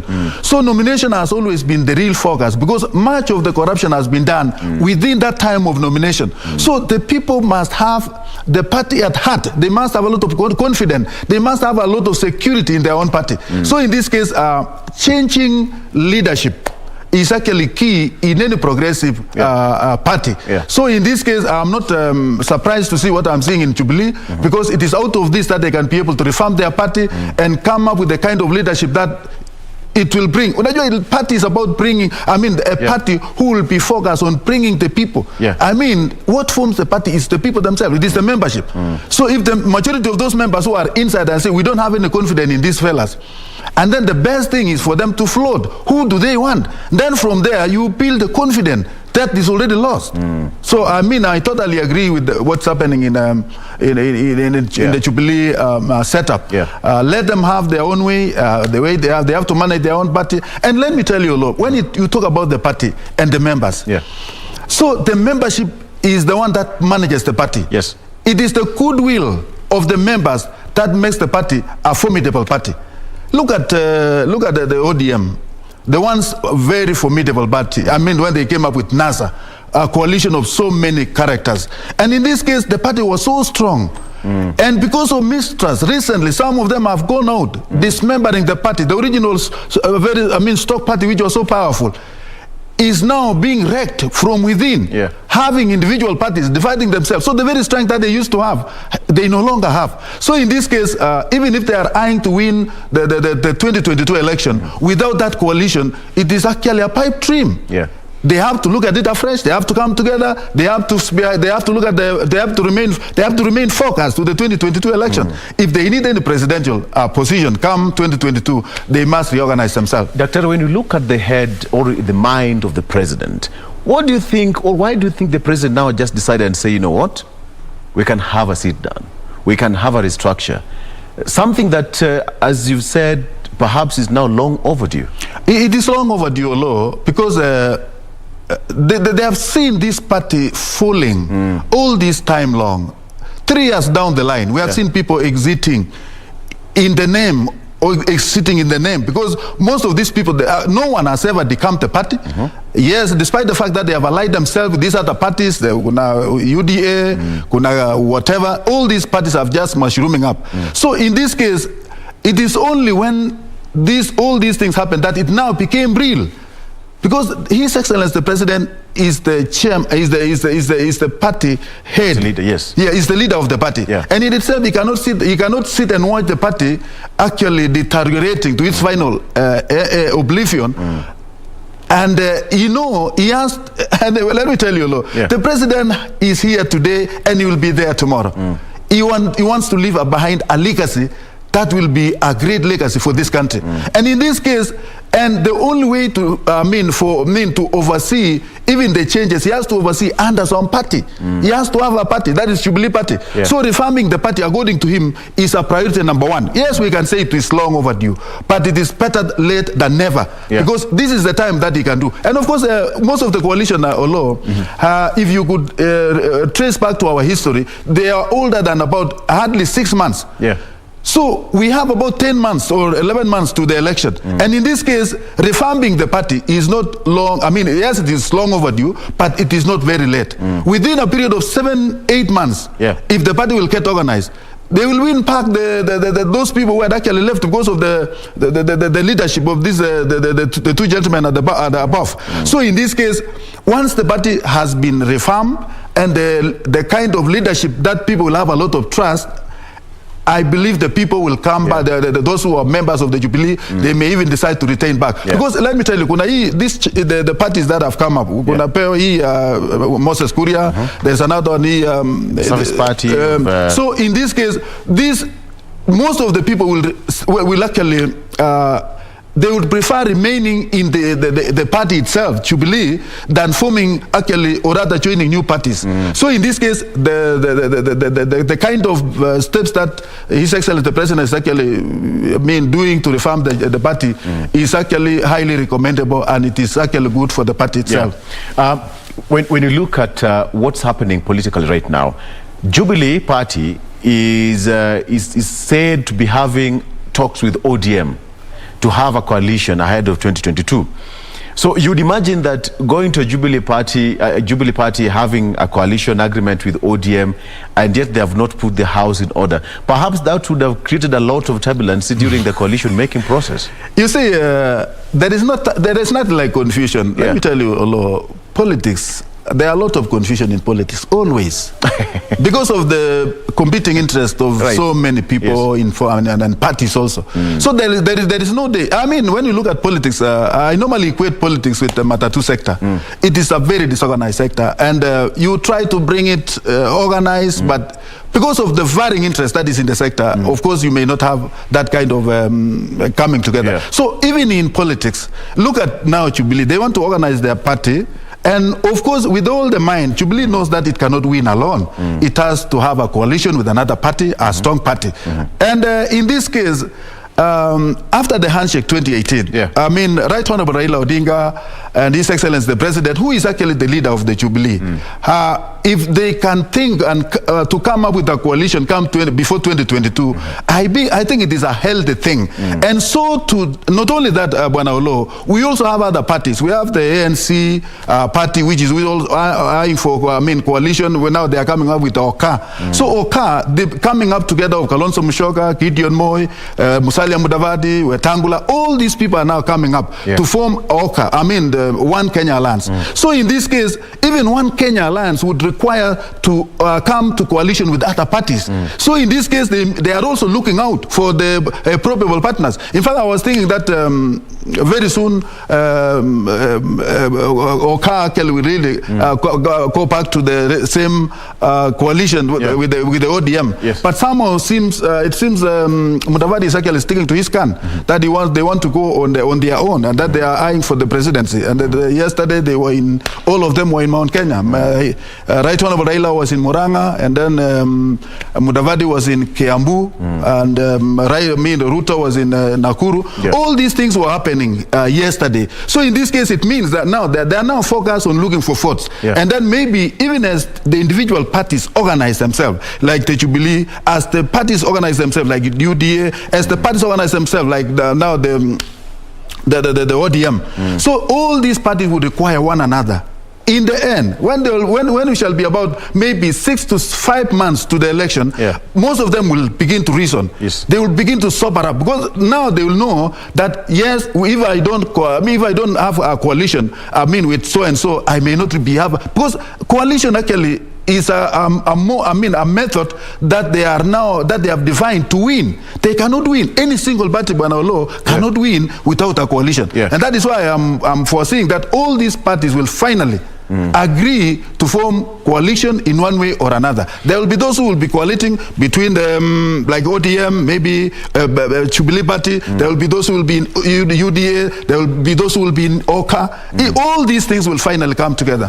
When you talk of now Jubilee Party as it is right now, are we likely to see a more rejuvenated and more energized Jubilee Party? Because most of these political parties get their strength towards the last moment of the political cycle. 6 months to go, 7 months to go. When you look at the way NAC was formed, 6 months to the election, and that's what propelled Honorable Mwai Kibaki to presidency. Are we likely to see a more re-energized Jubilee Party moving forward with all these changes that we expect to witness? I tell you, Olo, disparate moments requires disparate solutions. You can remember when Raila said Kibaki Tosha. Yes. It was after bringing up with the Kano. So in this case, he had no other place to run to. What he did was just to declare the other one so that they can form the government. So in this case, as we near towards the election, some stubbornness will prevail, and parties will come to coalition. So in this case, I think Jubilee will be struggling to recreate its image, because Jubilee now it has to feel its own image afresh, because much of what has happened has actually disappointed so many people, such that people lost the trust in the party itself.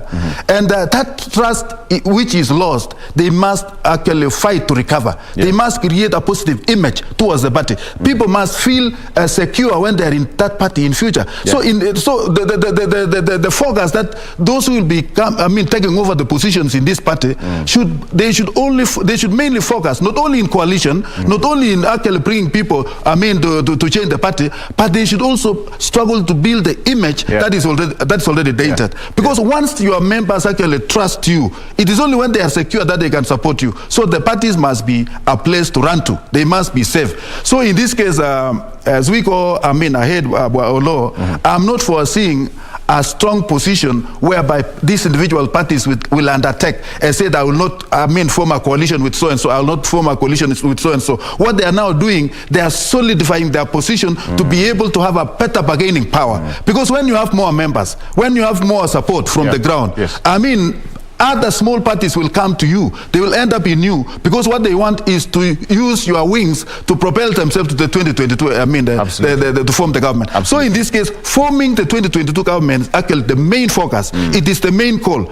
And in this case, when you look at all these parties now, the parties that are now emerging, we have now about, say, 3 parties. I can call Oka one party, and even though it is a coalition. Because when you talk about Musalia Mudavadi, Kalonzo Musyoka and all these other, they are now forming up. I can call that one a party. Be it Wiper, ANC is inside and all this and that. I can see that as one party. Now when you go to the ODM, ODM now is focused to bring more members on board, be it in Mount Kenya, be it in other places, and they are a formidable party because they have a history. So in any case, ODM is not so much about building the image, because yes, they have the image, they had the mistrust with those other characters, but they can easily come together. Let me tell you, all friends can easily come together than even those ones, the new ones. So in this case, I'm foreseeing a situation whereby even ODM and the rest of Oka may actually form up a coalition to form, to form a formidable party that will win into 2022. Okay. Let me bring in Wakili Ken Amondi here. Wakili, good morning and good to see you. He's joining us via Zoom. There you have him. Wakili, good morning and good to see you. Morning, how are you? Very fine. We're doing fantastic. We're doing fantastic here in studio. Dr. Teach says that you should find you. You are late to the meeting. You're late to the meeting. I'm sorry. No problem. We are talking about the Jubilee Party as now. The president had a meeting over the weekend on Friday with members predominantly from the Keleweke side, and now the president said that in 2 weeks' time they should go back and give probable names of those people who will replace Honorable Tuju and Honorable Murade. The question now that we are asking ourselves, it's long overdue. Wakili.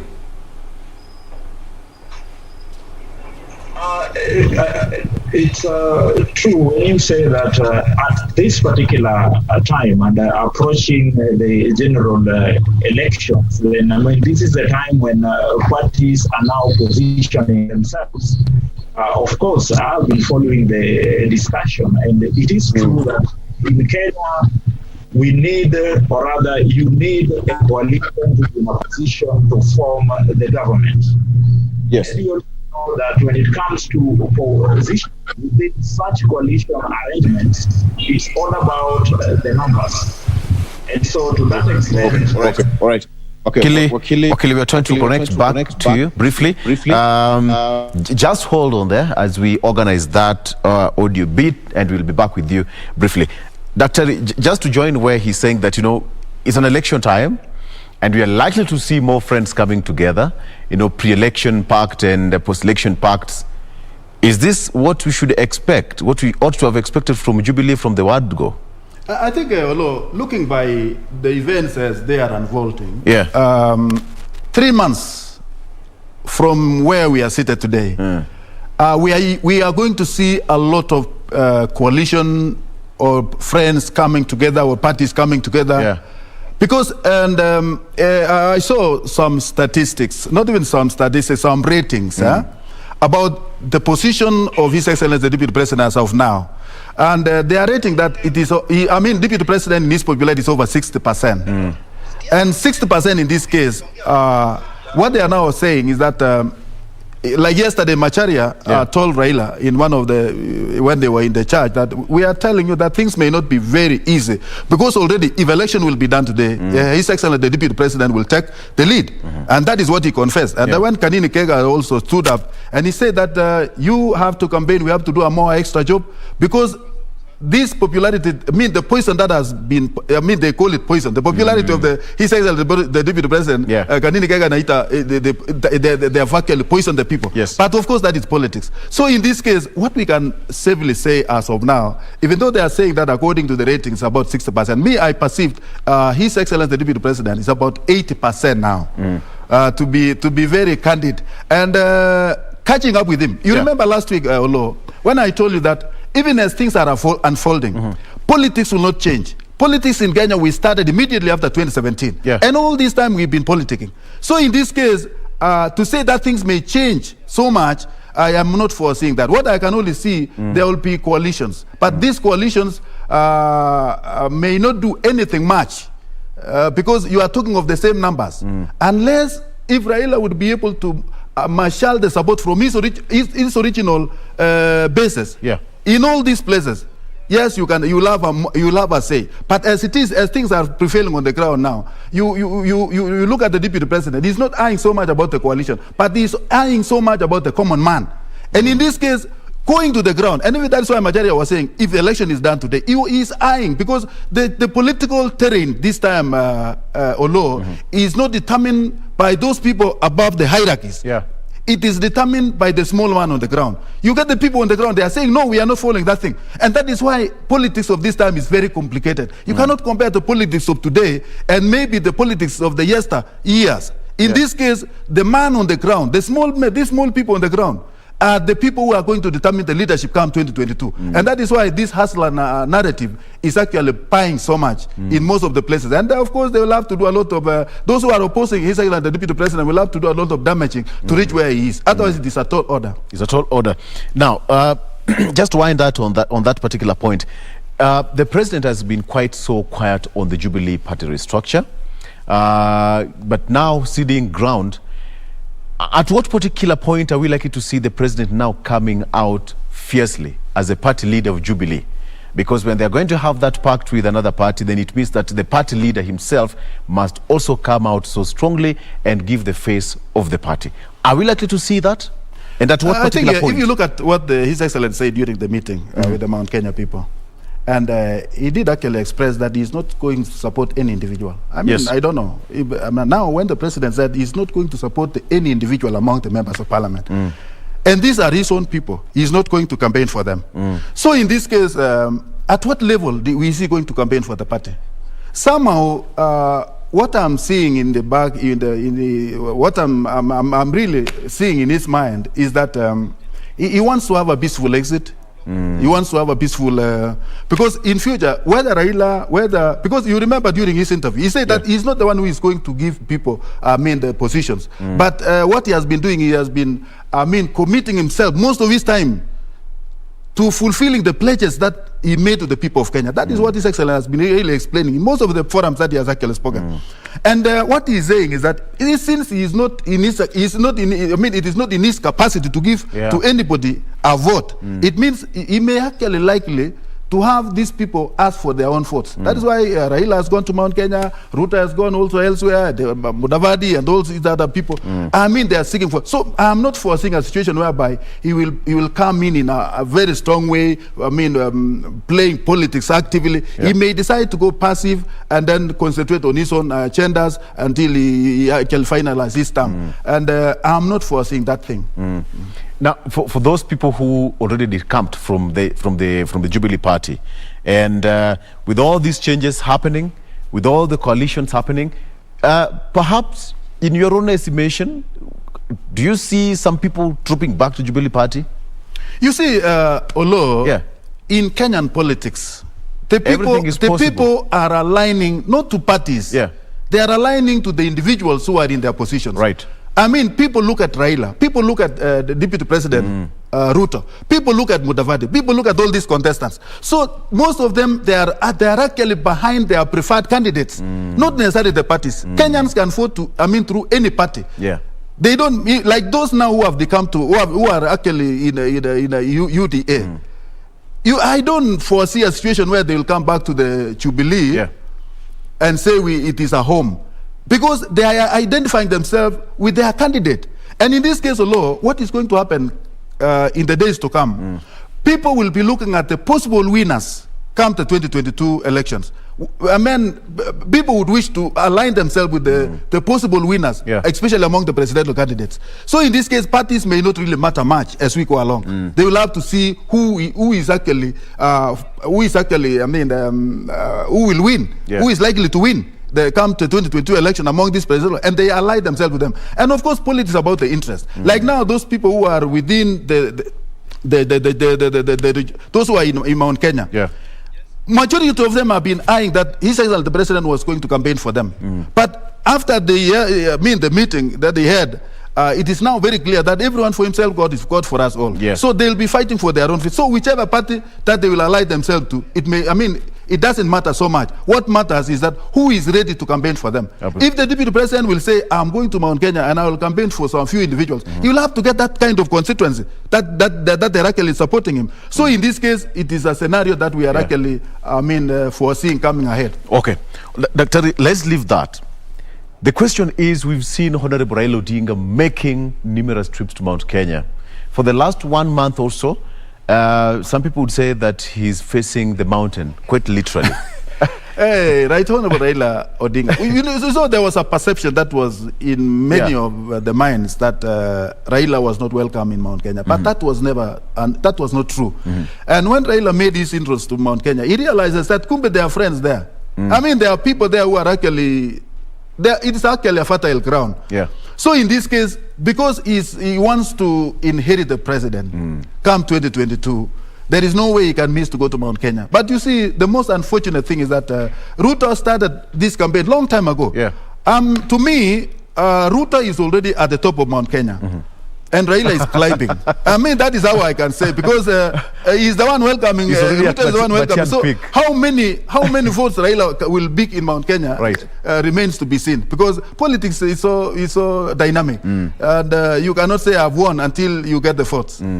His focus on Mount Kenya of late tells a lot. When you see that he's focused more so to the voters in Mount Kenya, perhaps somebody would say that he's trying to undo what Deputy President William Ruto has done, or already done at the mountain. How is it going to be so easy? There is nothing called easy, Olo. I told you, and I've been telling you, that there is nothing much that can change now. The percentage that is already growing, it will not change much. It can only tilt down or up. Depending on how vigorous you are in making the campaign. Because now Raila banking inroads, there is a percentage that Raila needs from Central. He may not need 100%, and that is politics. He may be only requiring for 30% to win. And in this case, we cannot say he will not get. He will get. But how? The inside thing that we don't know is that in his own calculation, what percentage of the Central, Mount Kenya people does he need to fill his quorum? So that is what we cannot tell. But what we can safely say as of now is that Mount Kenya is a rich hunting ground for politics, for votes in this time. So nobody who is actually aspiring for 2022 presidential seat can avoid Mount Kenya. All right, let me now bring Wakili now. Wakili Ken Amondi. Welcome back. Wakili, we have just moved slightly ahead. But before we took a break, before we went off air briefly, that issue of the Jubilee Party restructuring right now, you are making a point on that. Wakili, perhaps if you can just pick it from where you left. Like I did indicate, as we approach the next general election, of course, with the current trend in Kenyan politics, you cannot win the presidency without a strong coalition. Secondly, in as much as there is the attempt by the deputy president to secure numbers, based on what I can call the hustler narrative. But the fact of the matter from a practical perspective is that Kenyan politics basically revolves around regions. Regions ordinarily tally or move or gravitate around particular political kingpins in respect to their political parties. So it is to that extent that we now see the president, courtesy and using his Jubilee party, wants to revive his base and then channel that base towards a political direction that he believes will best serve the interest of the Mount Kenya region. So that going forward, I honestly want to believe that we should expect some fireworks. We should expect to see, a re-energized Jubilee party we can recall that in that meeting, the members of parliament and were given directions to move to the grassroots. Let us not forget, and I think that is very important, that in this country, people follow directions of their leaders, and that is the reason as to why the deputy president has had what can be said to be some very useful inroads within the Mount Kenya region, based on the fact that, there is that perception, and which is actually the truth, that as per the results of the last general elections, a good number of parliamentarians apparently were persons who gravitated around the deputy president. So that it is that narrative that I want to believe the president's team now want to take, taking the bull by the horns in the ground and moving to the grassroots, so that we should expect within the foreseeable future, strong inroads by the president, and most probably we should also expect, the same directed upon the person that in the end of the day, the president shall, for that matter, endorse as his preferred successor in the presidential elections 2022. All right. And now we are with the Daktari says that nothing is much likely to change as far as the party is concerned. But then now we cannot wish away the fact that the president is still the head of the Jubilee Party. And from your own perspective, are we likely to see the president now saying, I'm going now out, I'm the boss of this particular party, and I must make sure that my party is up and stable? What are we likely to see, Wakili? I think within, I can take a preview from the successions that we've had. That is from the times of President Daniel Arap Moi. President Moi, we know, was a strong president, a person who had a hold on the ground. And that was manifest even when he was leaving, and when he felt that he had to chaperone his succession. And for that matter, he did introduce Uhuru Muigai Kenyatta. Next, we had President Mwai Kibaki. Of course, Kibaki was ordinarily the laid-back gentleman. He really was not so much concerned about who takes over from him, and so that there was what can be said to have been a free-for-all race, succeeding him. However, when it comes to President Uhuru Muigai Kenyatta, we are seeing a president that we know also has got some significant hold within the Mount Kenya region. We see a president who, to some extent, I want to believe, would not just want to let his hold go, even post 2022. And so I foresee a president who will be keen to, shape the direction of the Mount Kenya region, and what better way to do that other than by ensuring that the party, or rather his party, is revitalized in the ground, to see that, the networks are made stronger, so that then this party shall begin effectively, in the power tables come 2022. So that going forward, I see a scenario where the president shall play a critical role in who shall be his successor. And I think he has made that clear. The president has said that he wants to see a leadership post 2022 that should, develop on the gains that he has so far put in place, that is right from 2013 up to date. And to ensure that, of course, the president must take a strong hand in chaperoning the direction of his succession. All right. Wakili. Just at that particular point, because the time factor, even as that is happening, the question of getting a running mate is becoming a bit of a challenge right now. Perhaps most of the politicians are now holding that secret card to their chest. Daktari, we have got so many people who have declared their interest to run for the top seat in the land, but we've not seen them expose their running mates. I think, although you have to know that a running mate should be somebody who will come in with votes. Because that is part of the coalition. And in fact, the first coalition that one have is a coalition whereby he has to have a running mate from a populist party. I mean a majority party.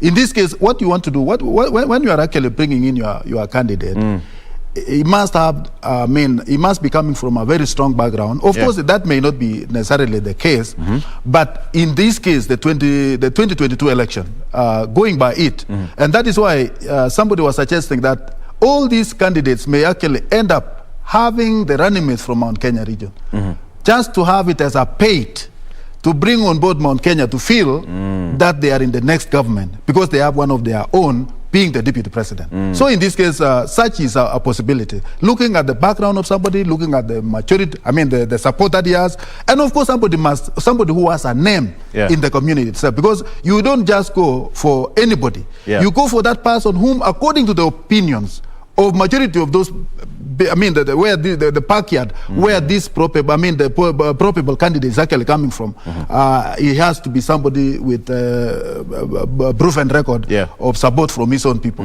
So that is why it is very difficult. Getting that person is very difficult. But of course, I don't believe, maybe they don't want to export it now because they are keeping it as a chessboard, whereby they are keeping within themselves. If you ask William Ruto today, whom would you prefer to be your running mate, or rather, who would deputize you? He would tell you so and so, but it is too early for one to mention that. It is too early for one to mention. So to Raila, Right Honorable Raila, so to... In fact, I was seeing yesterday, another gentleman who is coming up very strongly is Chimi Wanjiki. I saw him being interviewed last night at the Citizen. And I looked at him and I see a very energetic gentleman. But the question is now, all this is happening, and most of these politicians, even you are eligible Kenyan to vie for any particular seat. I don't know. But let me just bring in your Akili. Does it mean that having a running mate is now the determining factor here on who is going to clinch that particular seat come 2022? Let me say that given the current constitutional dispensation, and more so given the position of the BBI initiative, it means that in all likelihood we are going to the next election with the positions of president and deputy president being the major positions within the executive structure.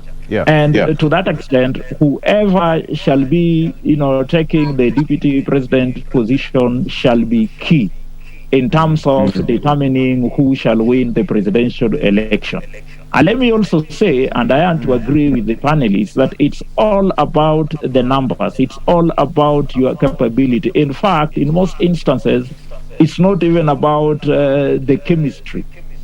It's about the numbers that you will bring to ensure that in the end of the day, we win the election. And that is across the board. Name it in any country. The other day, I was just looking at the interesting 1960 ticket between Kennedy and Johnson that won the American presidency. These were two people whose chemistry did not match whatsoever. But it was a magnet for purposes of winning the election because Johnson had the numbers. That is where we are finding ourselves in 2022. So that I want to honestly believe that the candidates will be playing their cards, under the chest. It will need some very good calculation. Like the Daktari has indicated, the Mount Kenya region, because for the first time under the multi-party democracy, will come up as most probably a battleground zone. Then there is a high chance that, a running mate from Mount Kenya region might prove the most tangible for the serious presidential candidates. Of course, we are seeing so many formidable characters coming from the region, like Daktari has said, and for so many witnessed Jimmy Wanjigi yesterday, at Citizen. that is a fella to watch. So that I also want to say and confirm that and approaching 2022, the choice of who shall be the running mate shall be a co-determinant as to who shall be the next president of Kenya. So, Doctor, it means that position of being a deputy president is a lucrative kind of a position. Because we are coming with numbers. Perhaps that's why we see most of the deputy presidents having a say and a voice in any government. You see, when you talk about running mate, it must be somebody who is equal to the task. Because that man can be the president. In the event that an eventuality of death arises to the head of state, the person who will take over is the deputy president. So in this case, he has to be equal to the task. It is not just a person. He's somebody who must be very capable of actually handling that position. And in this case, when you look at it again, you also look at the person who will actually deputize. Look at the future, like the DP. When they came up with Uhuru Kenyatta, that is why His Excellency the President once said that Ruto Kumi, Yangu Kumi.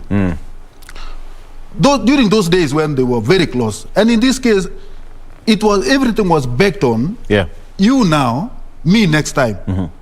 So these are people who are equal to be anything, equal to be the president, equal to be the deputy president, and afterwards being the president. I mean, in fact, they were grooming, and I was seeing a period of about 20 years, whereby the two leaders were going to work together. Unfortunately, in politics, there are no permanent friends and there are no permanent enemies. Because what's happening now, it is just the opposite. Because the two great leaders were opposed to Right Honorable Raila. Now the Raila Odinga and the head of state are coming together. So in this case, you can never tell what is going to happen. But as per what is actually coming up, Kenya is a very interesting country. It is a very interesting country because drastic changes do happen every day. And you may not really tell what is going to happen in 2022. Maybe what we are highly hoping that it will be this. It may change to be another thing. But depending on the cards, how these guys are actually playing their own cards, 2022 will be a little bit tricky. It will be, for one to get 50 plus 1, it is going to be very difficult. Wakili, just to bring you quickly, are we likely to see any political shocker? Although one interesting thing about the Kenyan political scene, and again, let me try looking at a preview right from 2002. You will find that our winning coalition, the coalition that ultimately forms the government, is ordinarily crafted some 3 to 4 months to the election. And to that extent, I can say that it's still too early to really tell the shape that, our presidential election shall take in the year 2022. But of course, the formations have already started building up. We can already see, the shape that the same will take. At least one thing that is there and which we can take to the bank is the fact that in the end of the day, it shall be about the winning coalition. It shall not be about any individual candidate purporting to have support across the board. Let me tell you, there is this saying that in the end of the day, chickens have to go home to roost. That is the position with most Kenyans. It will apply in all the regions. It will apply in Mount Kenya and all the other places. They shall gravitate around that which called, in other fora, they are called can you call them the ethnic kingpins, who rally them within particular political parties. And it is from there that they shall get the direction and the coalitions in which these characters shall be. It is such coalitions that in the end of the day shall shape our election 2022 and determine the direction in terms of who shall be the next president of Kenya. Right.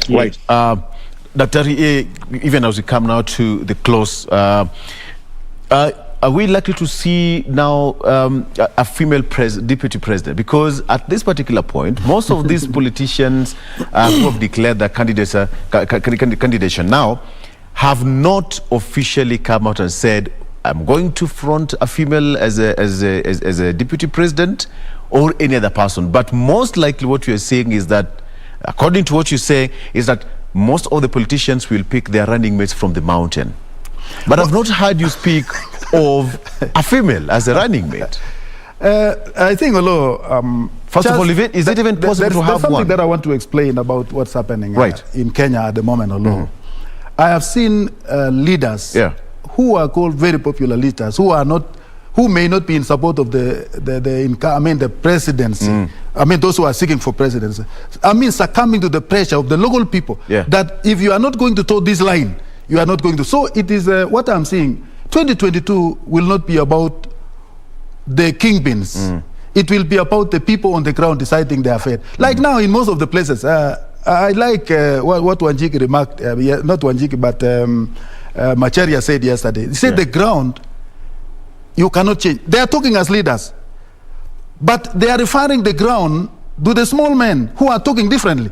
The people who are doing the election. So in this case, it is not going to be about the kingpins. It's not going to be about the hens going to roost. It's about the hustler man on the ground. It's about that man on the ground. What they will decide will bring about the changes in this country. As to the female deputies, that I've been praying also that we have a female deputy president. Even the president. I long to see His Excellency the deputy president going for a female. I long to see Raila Odinga going for a female. I long to see even Mudavadi and the likes going for a lady. We want to see a country. When Suluhu came to our country, the president of Tanzania, and it changed our mindset about ladies. I mean, even the relationship that we have now with the Republic of Tanzania, it is a very cordial relationship. That came as a result of a humble, clever lady. We had been with loggerhead with the past regime, but now the things change all of a sudden because of this lady. Now we are foreseeing, I'm foreseeing, and that is my prayer, Olo, that come 2022, the old presidential candidates should go to be deputized by ladies in this country. That will form a very formidable kind of government. Now, even in Kenya, it is no longer about referring to about outside. We have the best examples. Go to visit our judiciary. Ladies all through, but these are very competent lot. And in this case, even that position of deputy president, and in future, the position of presidency, we long to see ladies in this country come into position. Absolutely. May God bless this country. Absolutely.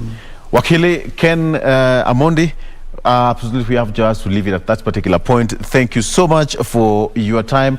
Apparently, we are just stuck out of time. It's already time. Time is already up. Dr. Otich, thank you so much for coming. You, my brother. Absolutely. All right. So that is what we had time for you at that particular point. That was Eye on Politics. Remember, we are still continuing the show. We are taking a very short break, but Jen will be right back with more. Stay with us.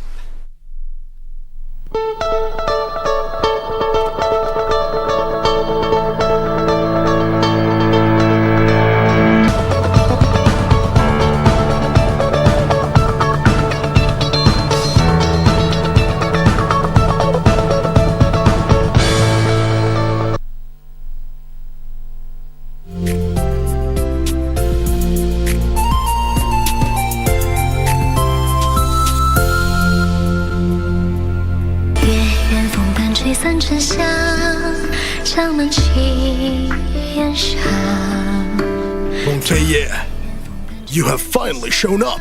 Tell me, what is your demand? It's simple. Jingwu, get His Majesty out of here now. Hurry. Majesty. Timur! Don't! Mother! Mother!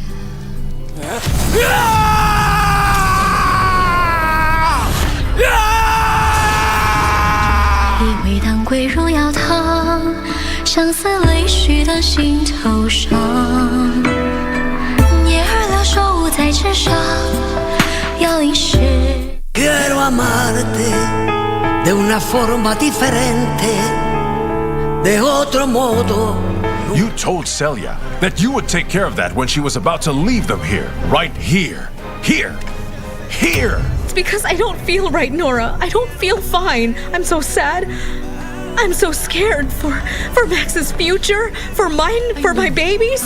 I guess. It seems like they're all after the same thing, but I really feel that they have very different reasons. We're siblings. You're my sister. My brother? You're my brother? Vamos, recobremos los momentos de una forma diferente, de otro modo, nunca igual al de otra gente, respetando tus espacios.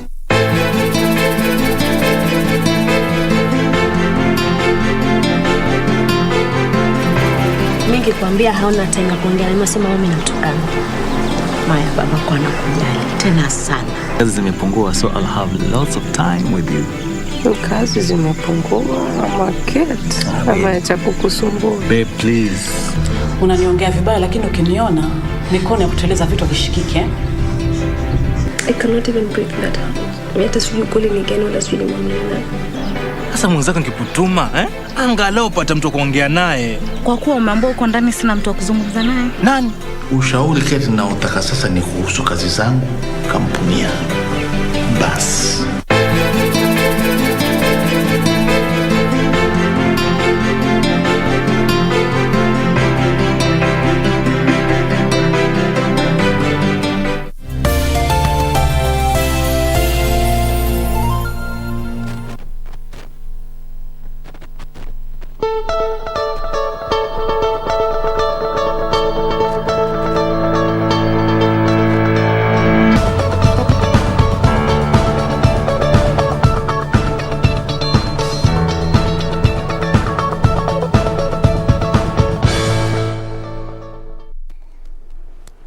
Welcome back. Thank you so much for staying with us. We want to continue with the day's programming, and we are now on to our family check segment, and today we're going to be looking at teen pregnancies. Now, this is something that has been catalyzed to insane levels looking at the past year, and especially so of course guided by the statistics that we have been able to see.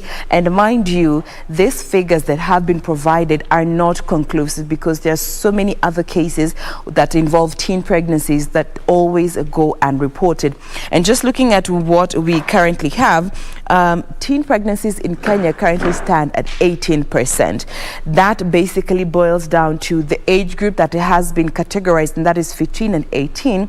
1 in every 5 girls is either pregnant or has already given birth.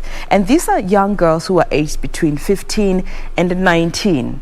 1 in every 5 girls. Do you understand the depth of the crisis that this clearly shows you? Well, that is a discussion that we want to have this morning, and with us in studio to help with this conversation, we have Tabitha Ogutu, who is a journalist as well as the program's coordinator working with Young Women Leaders Connect. Good morning, Tabitha. Good morning, Jane. Thank you so much for making time to be with us. Thank you so much for having me here. Are you available on the social media platforms so that others can also interact with you? You can go ahead and give us your handles. You can get me on my Facebook at Tabi Ogutu, also on Instagram Tabi Ogutu, and also on my Facebook page at Tabi Ogutu. Across all social media handles Tabi Ogutu. Awesome. Now let's just start by just looking at these stats. 1 in every 5 girls. How does that make you feel? It makes me feel heartbroken, because 1 out of every 5 girls, they're pregnant, but not because they're ready, but it's because of situation. Like they have found themselves pregnant. They're teenagers. Some of them come from very a poor background, I'm sorry to say, humble background. Yes. And that means they cannot make or give bread or food or even just provide for these children they are already bringing on earth, because the families and parents are already struggling. So if 1 out of every 5 girls in this country is getting pregnant, then this is a conversation that we don't need just to have it today, but it needs to continue even across all the social media and even, with other media houses, because it's something that is really worrying, Jane, as you've put it. It's not something to smile about. But do you also think that this is also an age group that has been targeted by, sadly so, by the perpetrators? Looking at 15 to 19, and just looking at the 10 years, it goes back to 13. And we also hear cases of girls as young as 8 and 9 getting impregnated. Do you feel this is a category that is targeted by the perpetrators? Yes, I will say that the perpetrators should really be held accountable for this. Because why else would you go for an age 12 or 9, or even though I've seen even 9-year-old, some of them get raped, some of them, you know, undergo this stuff and they get pregnant along the, and you realize that many of them are just maybe in the primary school, or even some of them have just gotten into high school. So when the perpetrators target this particular group of girls and they end up getting pregnant and they end up leaving schools, you realize what we are seeing in this country is that vicious cycle. Number one, of poverty. Number two, of we're not going to have many women getting educated as we want in terms of women empowerment. So it calls for a need for the society to be accountable. This particular group of men, not all of them, but we have those other group which are very good. The biggest percentage. The biggest percentage. But this particular group of men who sees these young girls who still need to do a lot with their life in terms of growth and development as tools for sexual gratification should really be held accountable and charged, you know, because we do not want a country where our girls cannot go to school because they are early mother. It's not a good situation to be in as a country. Absolutely, and especially when it's unintended. Let's look at some of those factors that we need to really put focus on that are allowing these teen pregnancies to thrive. And let's just start with the most obvious one, which is this pandemic. I'm just looking at the stats. It is estimated that the first 3 months of the pandemic, during the lockdown, there were 152,000 teen pregnancy cases that were reported. The pandemic in itself, from even what you have seen with your organization, to what extent do you think it has catalyzed teen pregnancies? Or are we also unfairly blaming the pandemic for these teen pregnancies? I think even before the onset of the pandemic, we were not doing very good as a country in terms of dealing with the issues of teenage pregnancy. We had the numbers, but you know, during the pandemic and that time when the schools were closed and the girls were forced to be home, the teenagers, you know, the situation became even dire. Jane, even just to bring you up to speed, we have the girls who get pregnant, these teenagers, because they just can't have access to proper menstrual hygiene products. And therefore, the people who maybe they call their boyfriends because, you know, they do not really have the education with their parents on those matters. They tell them, you know, I give you 50 shillings, you know, it becomes you know, you use me, and then it's just transactional. And then they get pregnant just because they could not afford a packet of sanitary towel. So this goes a long way to you know, to show us how even poverty is really contributing to these early teenage pregnancies, because some of these teenage pregnancies are a result also of these girls leaving school and going to get married. We should also address that issue of early mothers and early marriages, and how our parents, because that is the basic structure of the society, the family. The role, I think, to some extent, some parents are really failing in mentoring. You know, you're the first role model to your children, and you're the first teachers to your children. So we allow our children to be taught by the social media and the likes of the people they do not know. So it's an open conversation that we need to have with our girls and tell them that at the end of the day, you still have a long way to go in terms of development, and there is time for everything, you know. There is time for everything. And I like the fact that you've brought in, you know, the fact that culture and religion definitely has a role to play in some of these cases. Just today in the papers, there was a case of parents who pulled their 17-year-old daughter out of school so as to marry a 26-year-old teacher. You can see the irony of that situation. Very ironical. Taking this child out of school just to marry a man who has gone through school and became a teacher. Now, let us just take a step back and understand the role that culture, in this day and time that we are in, still has a heavy grip on teen pregnancies that we are seeing. Yes, and if you look at that situation very well, Jane, you'll realize that the reason why these parents, if you really go down and just check the track record, you find that they are really poor, maybe. So for them, a teacher who's graduated and gotten a job seems successful. Yes, it's like, so you're not even marrying your children for the right reasons. You're marrying them for the material, you know, possession and things like those ones, which, if you ask me, it will just be for a short term. You see, when you educate your children, even if you cannot really afford to take them to school sustainably, but you really fight to take these girls to school. I always believe that a girl who is educated normally comes back and change the whole narrative perspective of the families. I've seen families where they were struggling and they really believe that, at the end of the day, we need our children to go to school, not to marry them off to some rich men. And because of that, when you educate them and they get the best out of what they can get as they develop in the journey of life and career and all that, it becomes a good cycle, because even the family history in terms of economy really changes. So these are kind of stories that are really disheartening. I think some of these parents should serve as an example. Government needs to do something through the Ministry of Education about this particular type of parents. But how then do we deal with these cultural stereotypes that still look at girls as commodities for trade? In as much as we are in these modern times, we need to be awake to the reality that there are some cultural, retrogressive cultural practices that still view girls as people who don't need to be educated. They're just to be seen, not to be heard. Educate the boy child, msichana ataolewa eventually. What can we do to change this narrative? Because we cannot ignore it yet, because it's still thriving. Yes, it's really thriving, and it's very saddening at the same time. Girls, the place of the girl child, or the place of the women, really changed long time ago.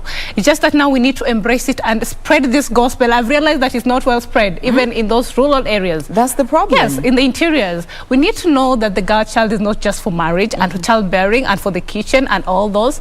We really have a special space in the table right now. The girl child it should be empowered enough to be able to tackle the world. The world is becoming so competitive, such that if we just let our girls just go outside there, and what we have equipped them, because some of our parents really equip us to be really performing ahead of getting into marriages, but they not equip us on how to get into those marriages, because right now the economies are so hard. If you're taking your girl to get married, even let's say, and they do not have a social a source of economic income, or they don't have something they can do, then it becomes a burden. And that's why we are seeing that when they go there, gender-based violence is also something. Because at the end of the day, the man will be like, I'm providing too much. Because you come also from a humble family, your family is also looking at you. I can do all this by myself. So it becomes the hatred, and we have that they start, looking at you with some sort of, they do not give you the respect that you should be accorded as a woman. So it's about that time that we realize that marriage, or even a girl, is not a form of a transactional material possession that you are waiting for cows, so that the cows are what you're looking for. This girl is just to be exchanged with cows. When you educate a girl, they bring much more to the table. I'll say that for these parents who still have the stereotype that for us we have a girl, that means we have a lot of money, we have a lot of cows. Like where I come from in Nyanza, when you get married, you're supposed to be exchanged with cows and things like those ones. I'm worthy more than just cows. I need a little bit more. So if that perception can really change with these parents who still feel that, our girls are a source of income for us in terms of being exchanged to another family, or to in another marriage, for them to bring us something, so they don't need education. Then they're putting the girls, number one, in a situation whereby they're going to be used, they're going to be disrespected, and the future, since it's really coming to where the girls the women are really taking it up in terms of leadership and everything, they're going to be left behind. It's not a good thing to look at. Now let's talk about parents, and you touched on it a bit, and this is the whole question of sexual education. For most of us, when it comes to even your body parts, we find parents using appropriate words to refer to your body parts instead of using the actual word to refer to your private parts specifically. And even at school is where you are taught about sexual health and reproductive education, as well as sex education. Understanding that the role that parents have to play in this, and the fact that they are not as effectively being part of the conversation about sexual education with our children, is also a factor that is contributing to teen pregnancies. All right, Jane, we should call spade a spade. There's no need of using synonyms to refer to this private parts, because at the end of the day, they know they're called this, and if you don't tell them anyway, they're going to learn it from the community or the society. Wanasema asiyefunzwa na mamaye hufunzwa na, the dunia will funza them, and that is where we are going wrong as parents. Have these honest conversations. I want to give you a good example. My parents, like my father, when I was in Form 2, he had a very honest conversation with me. He told me, you are in Form 2 right now, and you are allowed to, get to know, the opposite gender, but this and this and this are the results if you do not take care of yourself. Because in you either way, I still know and I still go practice these things, you know. But then the fact that he sat down with me and told me as a parent that this and this, if done and not done well, then you'll end up here in the house pregnant, and your school will be distracted, and you'll not want to even start thinking about what your future will be holding. Because for some of these girls, as you say, that are getting pregnant as early, you know, teenage pregnancy, some of them don't even get time to go back to school.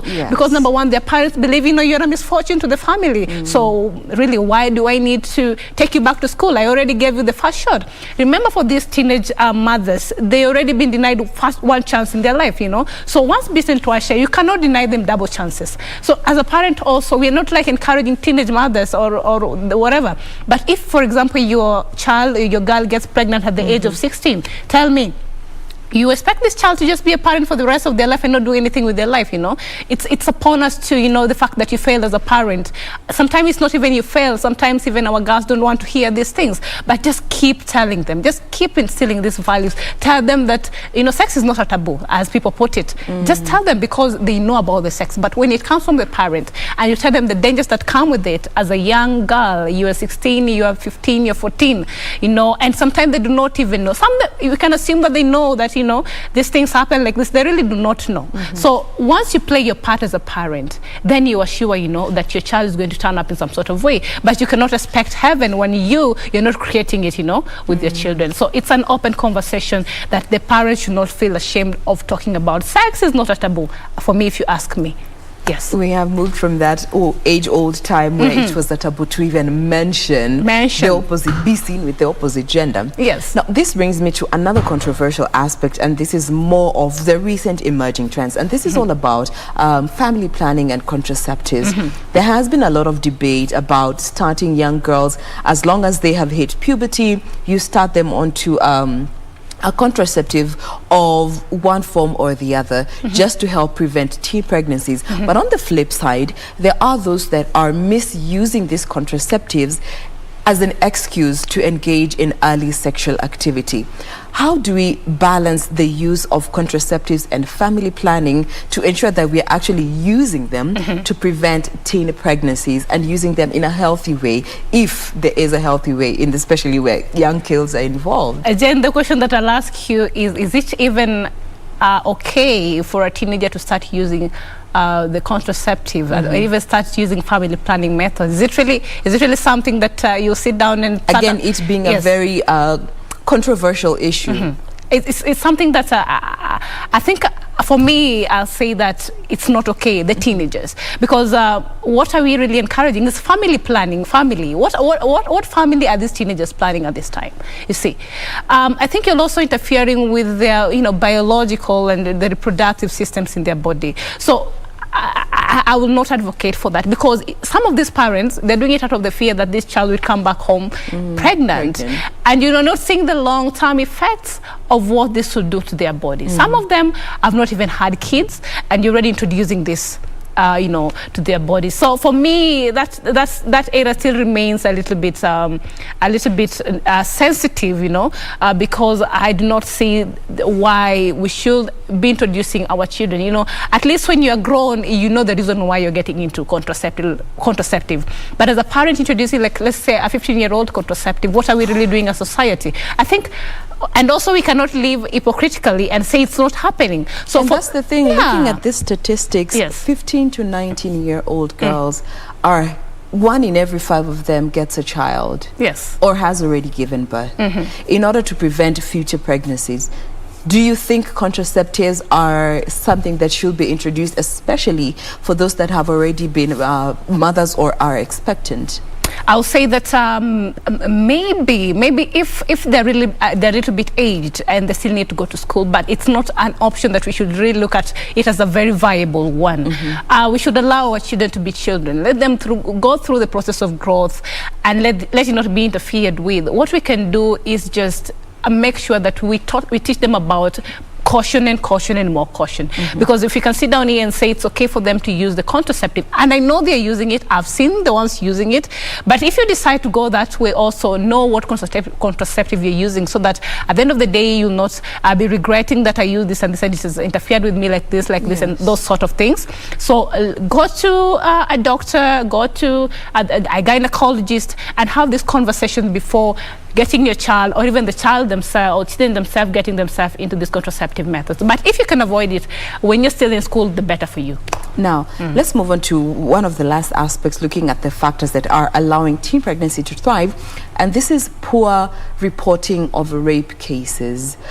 We find so many teen girls getting raped, and most of these cases are settled out of court, settled within the family, settled within their village, within the neighborhood, and most of the time the perpetrators always go unpunished. And we see many of these cases keep repeating themselves over and over again. From where you stand, is this lack of reporting allowing for teen pregnancies to continue thriving? I absolutely agree with you that lack of reporting is really contributing to the fact that the teenage pregnancies and all these is, and you see some of these even pregnancy cases, they're from family, you know. That's the problem. Your uncle, you know, raped you, has made you, you know, things like those, which are really not things that we really want to hear, but they're realities.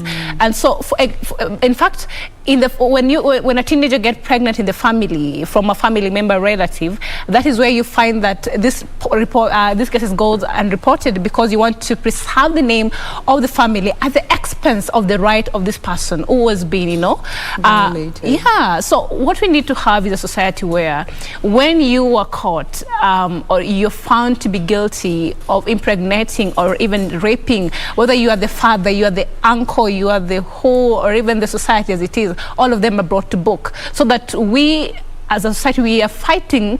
It's a monster already, you know, and it's very disheartening when we are not even safe within our family. So what are we really doing when we want to just make the family look good, and yet the values of the family have been, you know, disoriented? So we should report these cases, because the unreported cases, they're the ones leading to time and time again numbers. So we are fighting these teenage pregnancies, but they're not going down, they keep escalating. So it's because of the lack of accountability from, you know, the families especially, and even the communities, because they do not want to be seen as bad people at the expense of the victims. And why do we always find cases where the perpetrator is someone who is familiar with the victim, either a relative, as you rightfully put it, and that is something that even the justice system did note. The perpetrators are either family members or a partner, or a previous or a current partner. Looking at teen pregnancies, why do you think the perpetrator is always someone who is familiar to these young girls? You see, by the way, you normally find, like, for example, the perpetrators in the family setup. There are these people who appear, like, you normally feel like you're so safe with them. Yeah, they appear harmless? Harmless, very harmless. So you'll not at any point start thinking like, you know, this person can harm me. And then they take advantage of the fact that they have earned your trust in terms of, you know, you can talk to them freely, you can have conversations with them, and then some of them even intimidate you when they've already, you know, gotten you to, you know, to have these sexual acts with them. So I don't know if our girls are safe anymore, because we've seen even a situation where real uncles, you know, get to, you know, interfere with their rights as girl child. At even young age, as young as 9 years old. So it's a conversation, I think, that is very sensitive. It needs to be heard from the family. If, for example, an uncle, you know, abuses the right of this small young girl, then there is no need of having mercy, because I tell you, if you talk to a victim of rape, they'll tell you that it is something that they live with for the rest of their lives.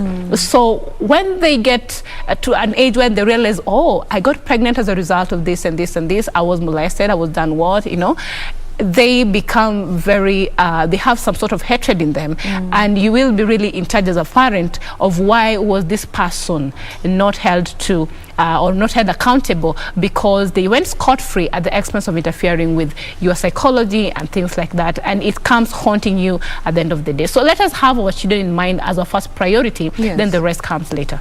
So what do you think it will take for us to break this vicious cycle of silence that is seemingly thriving in every single space where a teen pregnancy has been reported? Right. There's always one way or one person looking to just put that lid and not really give the reality of the matter. What will it take to break that cycle?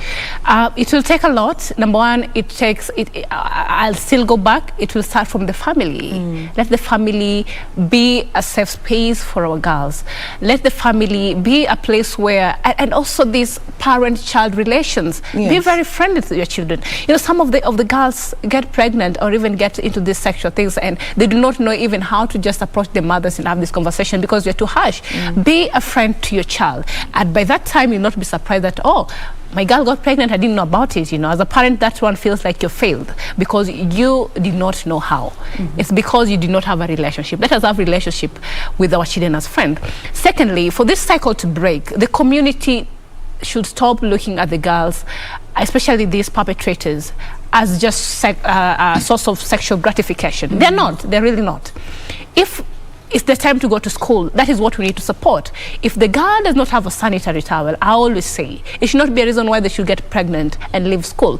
Let us always be like we say, brothers keepers to these girls. Let us provide for their education, you know. If a girl, or even the teenage one, because when you talk about teenagers, we have even the boys, let us have people who can come on board and support them to go to school, so that a girl from a needy family does not have to maybe exchange their bodies in terms of getting some money to go to school or even to buy some of these necessities because they are from a poor family. Poverty is not something that has dignity, so we should not really gratify it, and so that it becomes a vicious cycle in our community. As I said, when we empower a girl, we take them to school, the society changes at the end of the day. So the community has a role to play in that, having that in mind. Second, thirdly, then we have these organizations, you know, that talk on matters, the culture, the space of the women, the society. Even the women leaders in this country, I always say that at the end of the day, their time will go, you know, with the time they will, you know, will face off. Who are they mentoring? Are they looking at the lives of these young girls as the face of women leadership in this country in years to come? So they have a very special role to play in advocating for some of these things. Number one, in advocating for sanitary towels to, you know, be a free commodity in this country, because, you know, I love an argument that maybe we should not be having, for example, somebody getting pregnant or a young girl getting pregnant because they lack sanitary towels. And we have women leaders who can advocate for that. They're trying, but there's so much more that needs to be done. The county governments need to locate special budgets for these girls, you know, to get some of these products, you know, for example, the menstrual hygiene product, because I've done a research and it has shown that some of these girls, you sit with them down there telling me what I lack is a sanitary towel, and that's why I got pregnant. And therefore, for that reason, there's a need for the county government also to do something about. It has to be devolutionized, because it can't just come from the national government. It's a joint effort at the end of the day. We have now, even the government as a national government, there's a bill that is in the parliament. It's still taking time to be passed, that will make sure that our girls, you know, have a safe space and even be able to access some of these basic necessities that make them vulnerable and even get pregnant at the end of the day. This vicious cycle, as you've seen, is not a one-person's thing. It's a society thing, and in realizing that the place of a woman, like we talked earlier, is not just to be, you know, transactional. Like, you've given birth to me as a girl, what you're seeing is my future. When I get 15 years old, Ngombe 70. Ngombe 70, yeah? And some good check is what I want from you. Whatever happens to you is none of my business. So I'll also say that the vicious cycle will also break if we can have an open conversation about sex with our teenagers. It's not a taboo anymore. It is not a taboo anymore. Yes. Now let's look at the girls that have already fallen pregnant. They have had their children and they want to go back to school. Or they have been excommunicated, for that matter. And they want to go back home, they want to be with their families. That reintegration is also something that is not really catered for. How can we create an environment that will create a healthy space for these girls to be reintegrated back into the community and back even into the school system for those who want to go back to school and need to be taken back to school? All right, that's a very good question, I'll say. I say that these girls who get pregnant already, and for example, you're at the age of 16, tell me, you're already a mother, and then what is it that you really want to do with your life? At this point, this is a frustrated person. Some of them end up even committing suicide because the families, they do not want to associate with them, with this particular kind of people. Their mothers become hostile, and that's why you find that these teenage girls who get pregnant, they more or less want to just get into marriages. They have no idea about marriage. Marriage nowadays is not just getting there and, you know, having kids and cooking. What are you going there to cook? And you can provide something on the table as a woman. You know, the place has changed, you know, because what a man can do, a woman can do even, you know. So for the society, we need to see that our teenage mothers, they are not just people whom we can ignore. We can ignore like that. They have to go back to school if they were still in school. But then once bitten twice shy, I know the lessons they learned there. They learned as being mothers early. If somebody really wants something with their life, they can't repeat it again. So we should not discommunicate them from our families and ignoring that they also have a right to education, a right to good life at the end of the day, and also they're human beings. So as a parents, let us just embrace our children, even when they get pregnant. It's not like we want them to get pregnant, but it happens already. They already get pregnant. But then you cannot say that they can't go back to school. Take them back to school.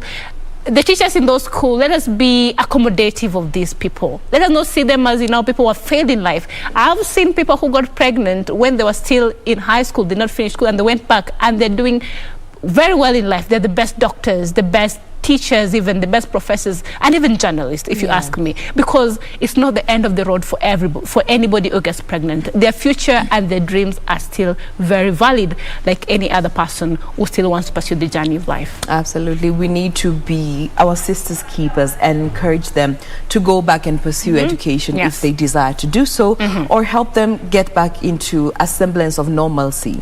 Now, let me come to your organization, Young Women Leaders Connect, in terms of even what you are doing to just ensure that you are speaking against teen pregnancies, the projects that you are engaging in to help fight this menace. So first of all, I also, we as an organization, we make sure that our girls, you know, the ones, especially from the slum areas and the rural areas, and which are very needy, we get to them and we try to find partnerships and see how we can, number one, have the conversations with the teenage mothers. Number two, you know, see how we can sustainably provide for them the sanitary towels. And even where the need be, if really a girl is not able to go to school and get this basic, you know, school fee because their teenage mothers and their parents are not supportive, we can call for individuals who are willing, you know, to come and support them. At the end of the day, the girls, or even the future of women leaders in this country, is a responsibility, you know, as a people. All right. And you have mentioned partnerships, and maybe just looking at what you guys are already doing. And of course, as we say, this is a multifaceted conversation. We need help from all these different quarters. As an organization, as an individual, what kind of assistance do you feel is necessary even to your organization, to your individual goals when it comes to helping end teen pregnancies? You see, for example, I'll give you an example. When it comes to maybe donating this menstrual hygiene products, you can't, if you go there one time and give them, of course, so what have you done, you see? So maybe you maybe give them at a period maybe of 4 or 5 months, then after those 4 or 5 months for these particular people, you go back and then give them, so you're sure that it's sustainable. So if maybe we have partners who partner with us and make this sustainable for us and easy, because it's not a very easy thing to do, then it makes it consistent, because consistency is the key. It's not just a matter of coming, sit down here and talk about, you know, providing, and it's something that you just go and do. It's like just a one-time show or PR, which is something we need to stop. You know, it's about time that we incorporate programs in the society that we see the impact and it's sustainable. There is no need of for example, even taking, for example, you take a child to school or a girl child to school for the first form one, let's say for Form 1, and then you leave them there and they do not have money to continue their studies. So what are you really doing? Yeah. So it's something that we need to see up to the value chain, which is the end goal. Yes. All right. So those that can contribute some of these menstrual hygiene management items, not just do it on or just one-off basis. It should be sustainable. Because, I mean, menses are a physiological process. It's biological. Every single month a girl has her menses. So when you do give sanitary towels for this month, and then the next month they have to figure it out for themselves, it needs a sustainable way of doing it. Yes, it's sustainable ways. Let us have, I always say that you do not need to support even us. If you can do it at the point you are, because maybe you're not in Nairobi or thereabout, but you're somewhere, maybe in Marsabit. Let us introduce these sanitary towels, ATMs, where they can access the sanitary towels. It's sustainable is the key thing here. Not a one-off thing. It should not be a one-off thing. You go and give sanitary towels, then you take photos and you post them, and then what about next month? You have not helped these girls. Yes, you're saying you've done your good deed for the day. And that now brings in the county government and even the national government, given all this about sexual reproductive health rights fall under the Ministry of Health, and health is a devolved ministry. How can they step in and make sure that at the minimum, some of this menstrual hygiene management materials are something that every girl can access? Looking at the county and the national government, before we even get to individuals who want to be part of the course. All right. You see, the county government actually, as I said earlier, they need to allocate a budget that caters for, and I'm given to understand that the Women Representative's Office have this kind of budget, but you see, for some counties the effect felt from the budget is so dismal, in fact even not at all.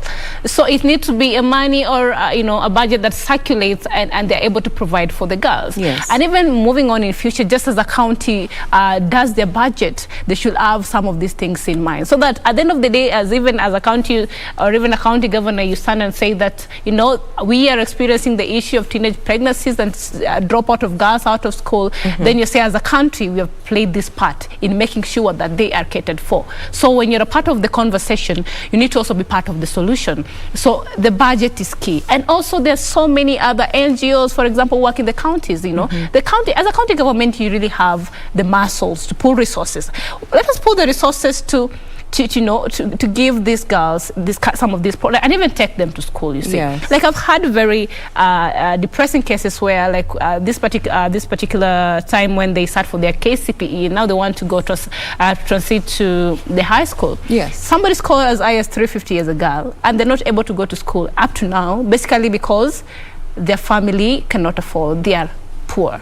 So what are we doing about this kind of girls, apart from just the CDF, you see? So it's a contributing factor, because this girl will sit home and say, okay, if I can't go to school, let me get married. That is a teenage mother. Start life. You see, it's not an easy thing as we want to put it.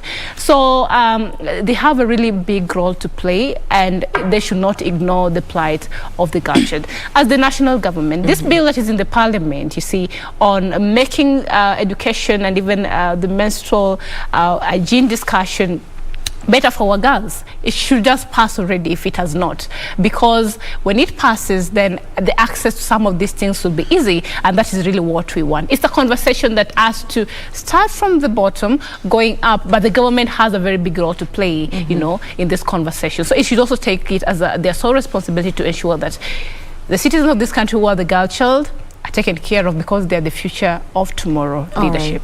Now, as we close this conversation, maybe just there's your camera and just your call to action message to our teen girls in terms of how exposed they are to, you never know if it is you today or the next person tomorrow. Your call to action message to our teen girls, to our parents, and any other person in the value chain that has a role to play in terms of preventing teen pregnancies. Thank you very much for that question. I'll start with the teenagers. I always say that at the end of the day, it's your life to live. you're not leaving it for the parent, you're not leaving it for the community or for any other person. It's you. So for before you go into maybe you want to get pregnant as a teenager, look at where you're coming from, and if it's really something that will add value to your life at the end of the day. It can't add value to your life. So if you can really avoid getting pregnant as a teenager, then it goes a long way in ensuring that your development process as a young lady or as a young girl is not interfered with. And education is everything. If you have the opportunity to get educated, then it will change a lot in your life. For the parents, as we say, that you have a very great responsibility in playing, in nurturing your children. You're the first role model. So let us instill in them the family values that make sure that they're equipped to even tackle the world. Let them not learn about sex in the community or social media or from friends. Let them hear it from you first. It's not a taboo.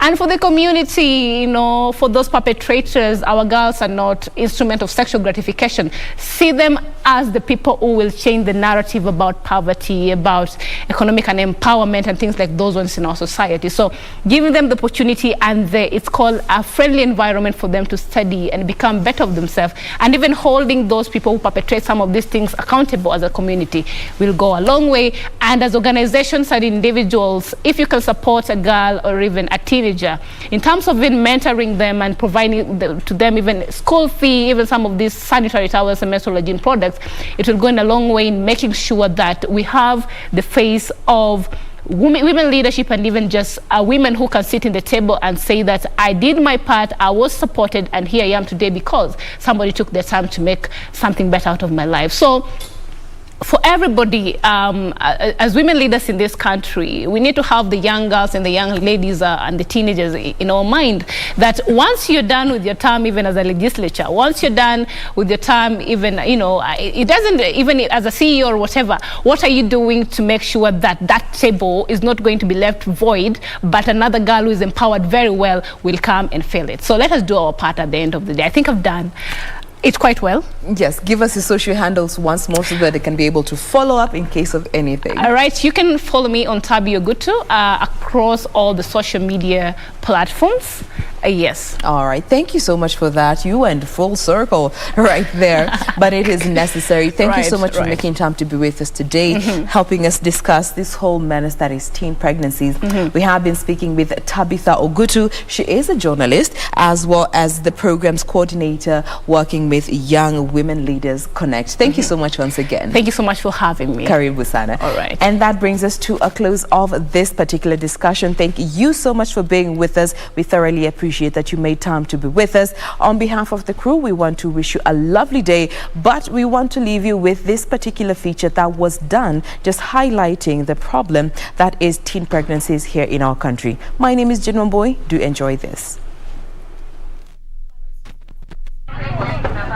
Clarice Kadenyi is an 18-year-old mother from Mukuru Kwanjenga informal settlement in Nairobi. Baba mtoto tangu nipate ball ajai kuwa supportive, hasa kanitoroka, ajai leta hata vile niliombea nimezaa, ajai kuja kuona mtoto, pampers hajakuja kumletea, hata shilingi hajakuja.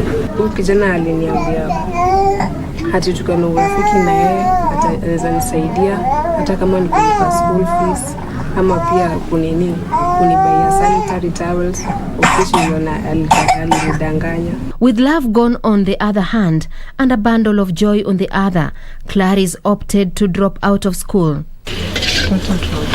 Necessity, they say, is the mother of invention. With the COVID-19 pandemic affecting livelihoods, Clarice says the business has lots of challenges. Unaweza enda kuuzia mtu sambusa na pesa ingine, sume kama ni 10, atasema hapana, hataki, amezoea ile price yenye umezoea kuuza. Juu sasa hivi unaona unga imepanda, mafuta imepanda, hawezi kubali.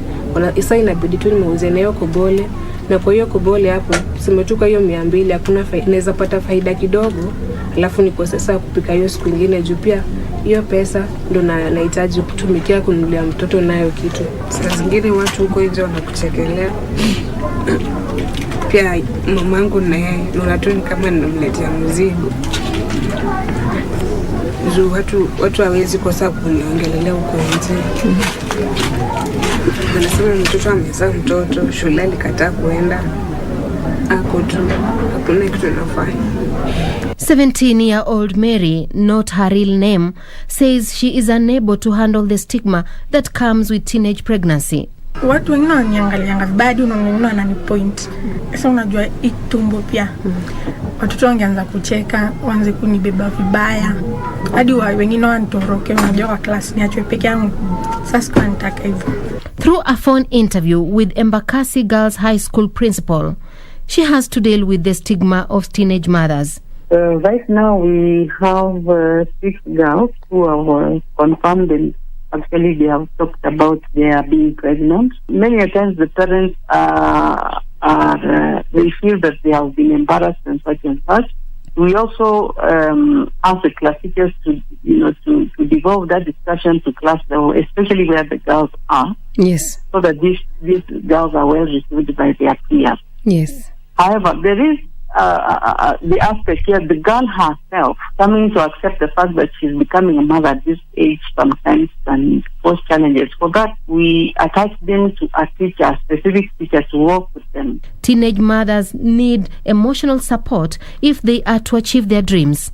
We need to encourage such girls so that we can motivate them even as they walk through this journey. That, because of also their health, so that even the baby that they are carrying, they are able to deliver a mature baby. Because when they go through stress and thinking about the neglect and the situation and the environment that they are in back at home, it really affects them and affect their health. And you see, this girl can start thinking so much, and that's why we are getting cases of suicide. Irene Balilwa, a mentor of girls in the area, is concerned with the trend. Yes. I'm telling you, in Mukuru, ni wengi. Maybe haiwezi kuwa captured kwa media, ama haiwezi kuwa captured in another way, but a lot of girls are becoming pregnant as young as 14, 13. An excerpt from Chapter 3 of the National Guidelines of the School Re-Entry Policy states that the learner and parents or guardians shall sign a committal letter for the pregnant learner to re-enter school 6 months after delivery, which provides time to nurse the baby. The president has directed, and we have kept saying this. I told my colleagues who are here from the Ministry of Education, is now government policy. All those children have got to go to school. Whether or not they're expectant, they have to go to school, and teachers are going to work together with the leaders to ensure that we keep those children in school. According to the government's re-entry to school policy, learners who have attained the age of 18 years shall be advised to enroll for adult and continuing education or vocational training centers to complete school. For Clarice Kadenyi to achieve her dream of becoming a teacher, she needs support to take care of her baby as she pursues her dream. Sheila Yogo reporting for KBC in Nairobi.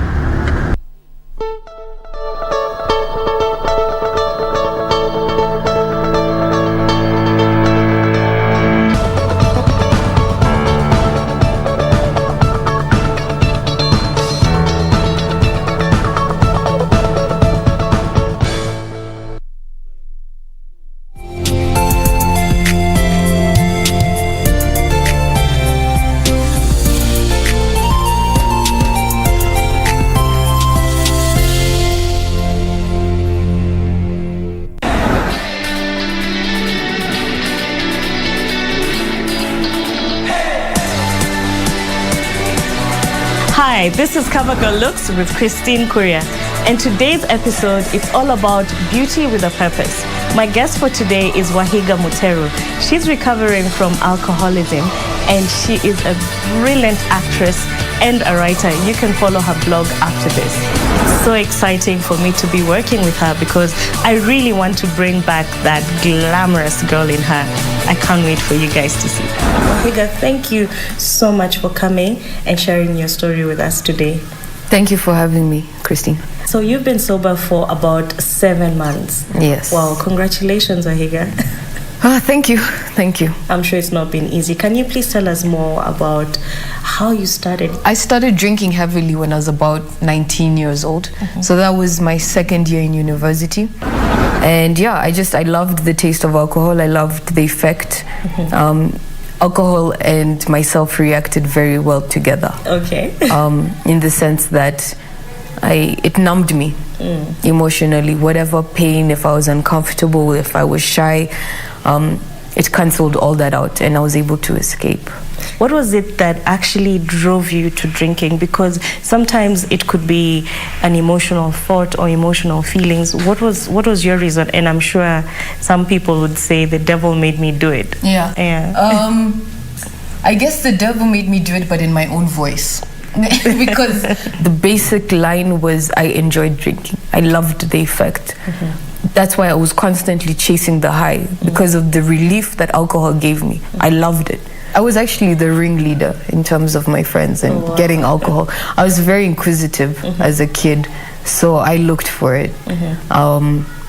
That's how I got to, and I used to go to parties that, in which people were drinking and stuff as a teenager. When did you